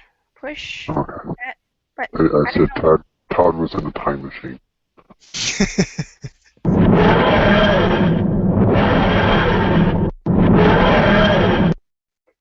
No, he went there. At least I hope he's there. Kind of worried about him. TARDIS time machine. I knew that was. I'm like, yeah, all right. Okay, so we're waiting for Deirdre. Deirdre has done some amazing things here with this project, and she has just stepped on. Hi, Deirdre. How are you? Good. Can you hear me? I can hear you, and I can see you. Hey, Deirdre. Hi. All right. Today we have with us Chris Pourteau. Hello. Hi, Chris. We have Stefan Bolz. Hi, Stefan. Hi. We have Scott Pearson, who is head of our research department on Zombiepalooza Radio. Deirdre, welcome to the show. Thanks, Scott. And we have Deirdre William. He's first chair co-host. Good evening, Deirdre. Hi to my favorite zombie. Hello. You have fans. And she knows zombies. She's got a whole novel series. She knows them. All right. That's very cool. We also have Crunchy, who's now been bumped up to chief engineer. Crunchy? Yay. My kids are going to be happy about that, all 100 of them. Hello, Deirdre. Welcome to the show. Hi, thank you. He's got a lot of kids. All right, so, Chris, what was it about Deirdre that you saw as potential for having a great tale for Tales of the Apocalypse? Well, I just met her when I brought her onto the project, and what I mean by that is I was aware of her novel series. I was aware that it was successful, so I knew she knew how to write and she knew zombies. And she was also recommended by David Gatewood, editor extraordinaire to the Stars, David Gatewood. So I reached out and I said, hey, I'm putting this together. And I know, I can't imagine, you'll have to ask her, I can't imagine from her perspective. It's like, okay, first of all, who the hell are you? And why are you talking to me about this thing I've never heard of before? But I reached out to her and she was like, yeah, let's do it. It sounds like a good idea. And so that's we went on from there. All right, very well. Deirdre, so this is kind of a unique project, and we know that you like zombies, but what was it like writing the tale Pet Shop, an After the Cure short story? I was actually really excited to do it. At first, it wasn't an After the Cure story, but Chris let me know that some of the other authors were tying into their series, and I thought it could work really well. And just the characters that are tied in was a chance to tell their story, as well as get kind of a perspective from a brand new character, the parrot, Surly Shirley. So I really enjoyed writing it. Okay, so whom is the character of Surly Shirley? Surly Shirley is the main character. She is a very grumpy African gray parrot who spent her life in one of those small pet shops that you sometimes see and never got adopted. And the apocalypse happens, and she and the other animals are trapped in this pet shop. And it's about what happens to help them escape and survive. A little side note to the more mundane of being an author is pay rate. And I'm not going to go into a huge amount of detail, but you have donated at least $300 of time, money, all of that kind of thing into this anthology and towards Pets for Vets. Anything after the $300 is all book sales, $1 of each book sale. Why were you so motivated to be able to do such a kindness for Pets for Vets? Well, when Chris talked to me originally, he told me up front it was going to be for charity. So, right then, that's, I guess, strike one, if you want to call it that. I think anytime I'm doing something for charity, then it should really be charity. And to me, that includes my fee for whatever I've done. But as far as Pets for Vets specifically, I have a brother who was wounded in action in Afghanistan. He was he's an Army veteran. I also have a grandfather that was an Army veteran. And I also have a mother who passed away from cancer a while ago. And I realize how important pets are in healing for all of those. I can't tell you how effective it was for my mom to have visits from her dog when she was going through chemo. Those were the best days of the 3 years she went through chemo. There were probably a handful of days she was allowed to see her dog, and it was so important. Those were probably the brightest days of the end of her life. So this was obviously a natural fit for me anyway. Thank you very much. So I'm going to read the synopsis for Pet Shop. Life in a shopping mall, pet shop. Life in a shopping mall, pet shop was never fun for an unwanted parrot named Surly Shirley. But after the humans disappear and leave Surly and the other animals locked in their cages, she must find a way for them to survive. Just as food and water ran short, the humans return, but they aren't anything like the browsing, cooing customers Surly remembers. Very cool. I like that. How did you come up with this particular concept? Walk us through it. Well, to tie it into the After the Cure series, I already had the world set up, and that was kind of easy. So I had that whole setup. To add Surly to it was kind of a place and time thing. She needed to see the After the Cure world from an animal's perspective, which she wouldn't necessarily understand. And so that led to bringing in Joe, who is actually one of the main characters in the third book of the series. And in the third book, he is a sympathetic character, but you know that he didn't start that way. So for both Surly Shirley and Joe start off as people that you don't really like, but they have to stand up to one of the main villains in the story. His name's Gray, and it's about how they do good on purpose and change each other instead of just going with the flow, which would be easier for them both. They would both have survived if they went with the flow, but this was about doing what was right even when it was hardest. Doing the right thing for the right reasons at the right time. Mm-hmm. Mm-hmm. We don't always get to have outcomes like that. A lot of times when our veterans come back, there are a lot of people that would rather them not be around, and or their environment has changed and it makes it very awkward for them, very much like what happened to Surly when she ran into the humans again. Hmm.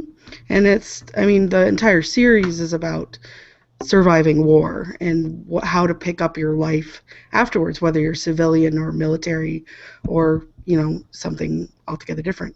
And this is kind of putting my money where my mouth is, so that's why this story was important to me. So, Chris, when you read her story, what was the first thing that came across your mind as you're thinking about the position for where it should be put in Tales of the Apocalypse?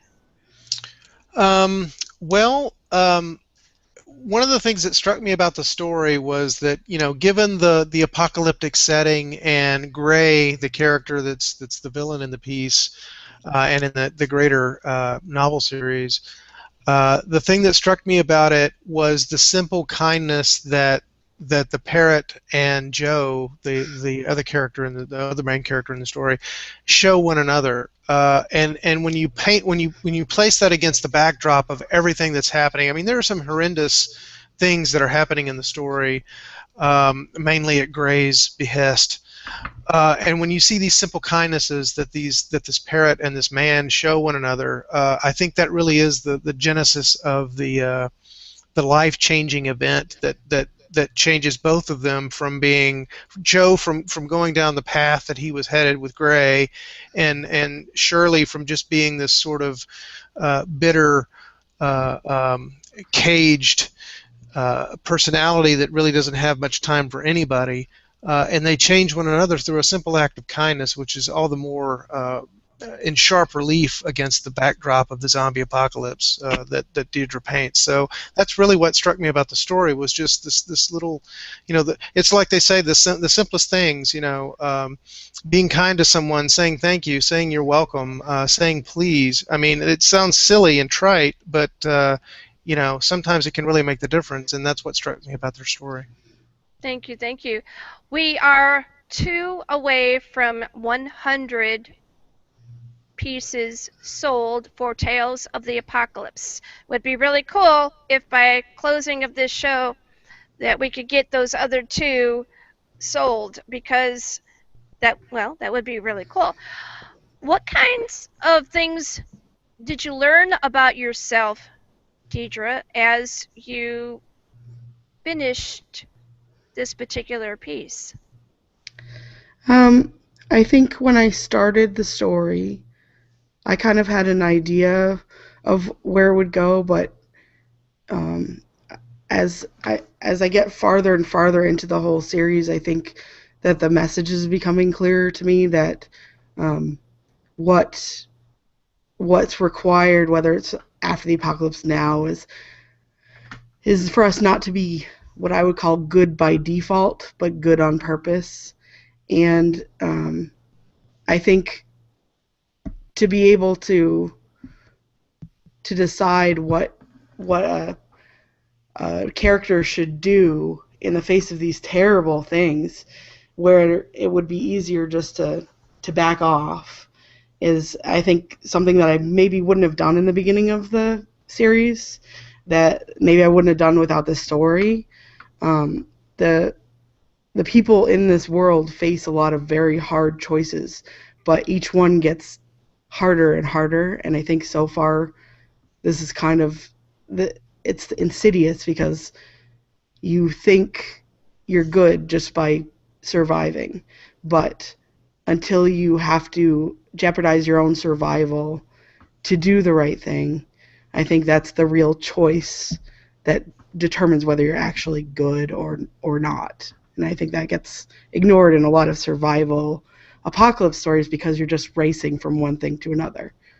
Mm-hmm. And I want to say there's a point in the story where Shirley, again, this jaded, sort of bitter character at first, makes a very conscious decision not to act in her own self-interest, but to act in Joe's best interests. And I think that's what Deirdre's talking about. It's a very conscious and deliberate choice to do something selfless for somebody else, and you see that in her story. Thank you for that. All right, Scott Pearson, you're up. Deirdre, I'm curious, has there been a bird that, I'm not going to say pet because I consider it demeaning, but has there been a bird that you've shared living space with that Shirley is based on? Well, Shirley's not based on anyone in particular, but I have grown up with quite a few animals. My father is still a high school biology teacher, and we've had our fair share of all kinds of exotic pets, so including birds. Where do you take your inspiration from? I've got like a holy trinity of writing of Rod Serling, Ray Bradbury, and George Romero, and they're kind of my inspiration to write. Who would yours be? Well, I definitely agree with Ray Bradbury. He's top of the list for sure. I think, as corny and old-fashioned as it sounds, probably Dickens and his social commentary is another. And probably Margaret Atwood would be closest to third. Margaret Atwood? Yeah. Yeah. And while, you know, as you say that, Deirdre, I can see all of those influences in Pet Shop. Seriously, I mean, yeah, I get all of it. I still can't wait to read this. That's good. Oh, hope you enjoy it. All right, Scott, you have another question for Deirdre? Yeah, actually, Deirdre, in your dialogue, when you're creating dialogue, do you ever actually verbalize the dialogue between the characters before you write it as like a beta test, or do you just write in a flow and go back and edit later? Sometimes I have a very, I don't know if it's paranoia or I just used to be really bad, but I have a very strong sense of my dialogue being stilted, so I tend to read it aloud probably more than the average person would, because I can hear better. Like things like contractions, I'm terrible at putting contractions where you would normally say them. So if I read it out loud, then I can hear those types of things. Last question. I'm curious, in your characterizations, for incidentals and short-lived, do you ever take someone that cuts you off in traffic or someone that really got you irate in the checkout line or something and say, oh, here's something to die later? I think it's more the other way. I kind of admire most of my characters, even my villains to some extent, except for Gray is pretty black and white, but the other villains in the series I kind of can feel for. But the heroes are definitely taken from my life. Like the main character in the whole series, her name's Nella, and she's kind of based on a couple different women that I admire and always have admired. So it's not so much a revenge thing. And I have put in characters that I've asked first. I have a couple friends in the series, but I asked them first. So you don't go through and have... There was a wonderful Ren and Stimpy cartoon back in the day called Don't Whiz on the Electric Fence, where Stimpy goes completely ecstatic and just blissful over, oh, the things I'm going to do. Well, it's one of those writer's revenge things where, you know, the guy in the checkout line just picks you off and, oh, yes. I think... I buy red shirts in my stories. You. You're all dead. I think if I was writing something a little bit lighter, that I definitely would. But what you have to understand is this whole series is based on returning from being a zombie. So my zombies aren't dead; they are cured, and that's where the story starts. They remember everything they've done. Yeah, they remember everything they've done, and the immunes have done terrible things as well. So there's nobody good in this story. There's nobody wholly innocent. So I wouldn't like. I wouldn't. I really want to read this now. There's redemption, and I think a big part of Tales of the Apocalypse is it's about remembering humanity. Mhm. There was a lady that was on last week that wrote this just really cool story that made me think that these animals are reminding reminding the humans what it's like to be human. Absolutely. As a matter of fact, you're basically quoting the dedication that I have at the front of the anthology, and I'm going to screw it up because I don't remember it exactly, but it's something like, for our four-legged, winged, and feathered friends who often teach their human neighbors on this planet what it means to be humane. And that really is a summary of what you find in the anthology. It's very cool. Deirdre, Mhm. you have folks that do your beta reading for you, I do. I have quite a few great ones. and I'm interested in whether or not you had a beta reader read this story, and if so, what was their emotional return on it? Well, I did have a couple. My sister's my favorite beta reader, even though she's biased, because she will be honest with me. As strange as that sounds, she'll tell me we're close enough that she'll tell me if something's terrible. So, Good. yeah, she liked it. I expected her not to because the main character is so not likable in the beginning, but she actually liked that aspect more than I thought she would. I was expecting her to complain that it wasn't a dog.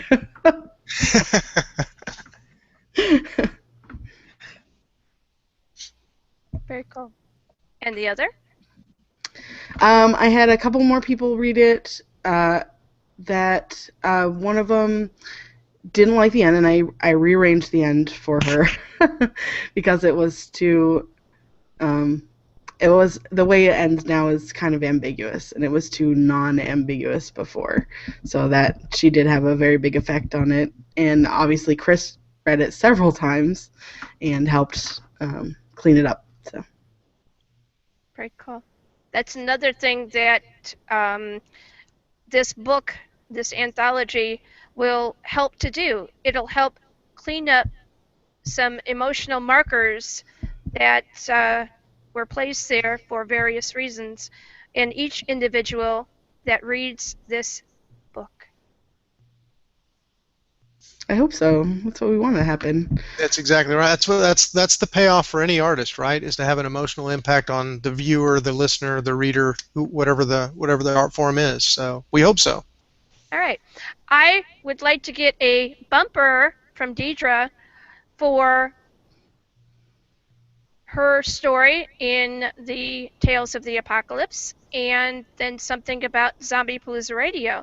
So you're going to say your name, the name of the story in Tales of the Apocalypse, and something about Zombiepalooza Radio. Okay, this is Deirdre Gould. I wrote Pet Shop and Tales of the Apocalypse to benefit Pets for Vets, and I'm on Zombiepalooza Radio, the best end-of-the-world show this side of the apocalypse. If you haven't hit the subscribe button, do it now and be in good company. Thank you. That was Do it, meow. Crunchy. What do you think? She used a parrot in this one. It's not a bipedal. Parrots are good. They don't eat squirrels. That's true. But they do eat my damn nuts that I put out. Yes, they do that. Cat. Oh. We're bilingual in the first place, but Well, I will tell you why Crunchy is scared of the cat. Because when we first ran into Crunchy, or I would say that Dora ran into Crunchy, Crunchy was being chased by a cat on the roof, and the reason why Crunchy landed on Dead Door, right on his face, was that he was jumping off the roof from the cat. Now, you don't remember that? Yeah, the cat fell on Dead Door's face. Yeah, Dead Door was about ready to eat you, and then you're like, no, I can help. Radio show engineer, I can do that. All Lucky that. survival skills. she had to. Hey, I have a question for Deirdre before she leaves. Please. Because I've written horror stuff and I've written sci-fi stuff, but I haven't written 4 or 5 books worth of horror stuff. And my question for her is, do you dread going back into the After the Cure world, or in other words, is it so bleak when you have to re-immerse yourself in that, or do you have a light at the beacon at the end of the tunnel that you're riding toward, and so that's actually provides a enticement for you to go back into the world? I'm just curious, after you've written 4 or 5 books in a world, how you engage with that and stay sane at the same time. I really this series isn't necessarily like a continuation like sequels. It is and it isn't, but it has an extremely large cast of characters. And the first 3 books are from completely different points of view, so it's kind of like starting in the world all over again. Actually, the hardest one to write was Crisis, the 3rd one, because I had to kill a child in the beginning. And once I kind of emerged, it was kind of like the 2 towers of the series. It was the very darkest transition point. book? Yes. So now that we're coming to the end, I'm more dreading what I have to do to my characters than dreading actually writing it. So I will be happy to start a new story, but I will very, very, very much miss these characters. Then they're good characters, right? I know, right? Very cool. I think I'm gonna Chris is going after my co-host spot. Maybe. Sorry. I'll make him a guest co-host on my days off. That's the Johnny Carson syndrome, right? We'll just... Quite right.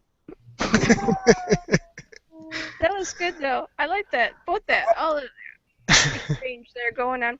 So, Deirdre, what do you think about this show and what it does for indie authors and those that create in Zombie and horror? Well, I've been listening to you guys for a couple months now. You guys had a hiatus, I think, for a while, but I started listening to you right after you came back, and I think that I heard about you from Twitter and thought that you were just another zombie apocalypse show, so that's why I started listening and was extremely excited at the guest that you had on, and I love it. I think it's a great resource, and some of the other podcasts that I listen to are extremely formal and buttoned up and kind of boring, to be honest, and I don't think I've ever felt bored. I listen to you guys for 4 hours every week, and I don't think I've ever been bored, so you guys are doing a great job. We need this lady to write us some press. All right. Thank you for that, and I appreciate it. All right, so, wow. 2 weeks of Tales of the Apocalypse, 14 authors. Are there any authors that were not represented in this 2-week period of time? Yes. The two that come to mind, I hope I'm not missing anybody. One is Edward W. Robertson. He wrote the best-selling Breakers series, which is a contemporary apocalyptic pandemic and aliens series. Very, very, very popular series. And he's in the middle of moving to Hawaii, I believe, which is why he's unavailable. And Stephen Seville, who is actually a British author living in Sweden. It's about 3 or 4 o'clock in the morning over there right now. And he's written Doctor Who and Torchwood stories before. I mean, he may be the longest, and I hate to say it this way, but the longest in the tooth of all of us. He's been around in the writing business for a long time, and he wrote a story called Ghostlight, which is set in a post-nuclear setting. So those two are the only two that come to mind. Deirdre, help me. Am I missing anybody? I think everybody was on last week. Did Harlow Fallon? Yeah, she was on. Yeah, she was. Yeah. Yeah, I think those were the only two that couldn't make it. But all right, those two, I want to do whatever you can to help me get them on. And for our people that are in UK and places like that on the planet, we usually put them on first hour. It's like our 8 o'clock to 9 o'clock hour. And I know that hours can get pretty crazy, but we've had people from the Netherlands that are like 12 hours ahead of us, already into the next day, and they come on too. So whatever we got to do to be able to bring them on, we would like to do that, and at least keep this particular project alive and viable for as long as we can. Well, and we really very much appreciate that, and I will definitely reach out to them. Harlow Fallon actually was not on last week, and when I reached out to her this week, she couldn't be on at this time. She had something family going on, so Okay. she's number 3.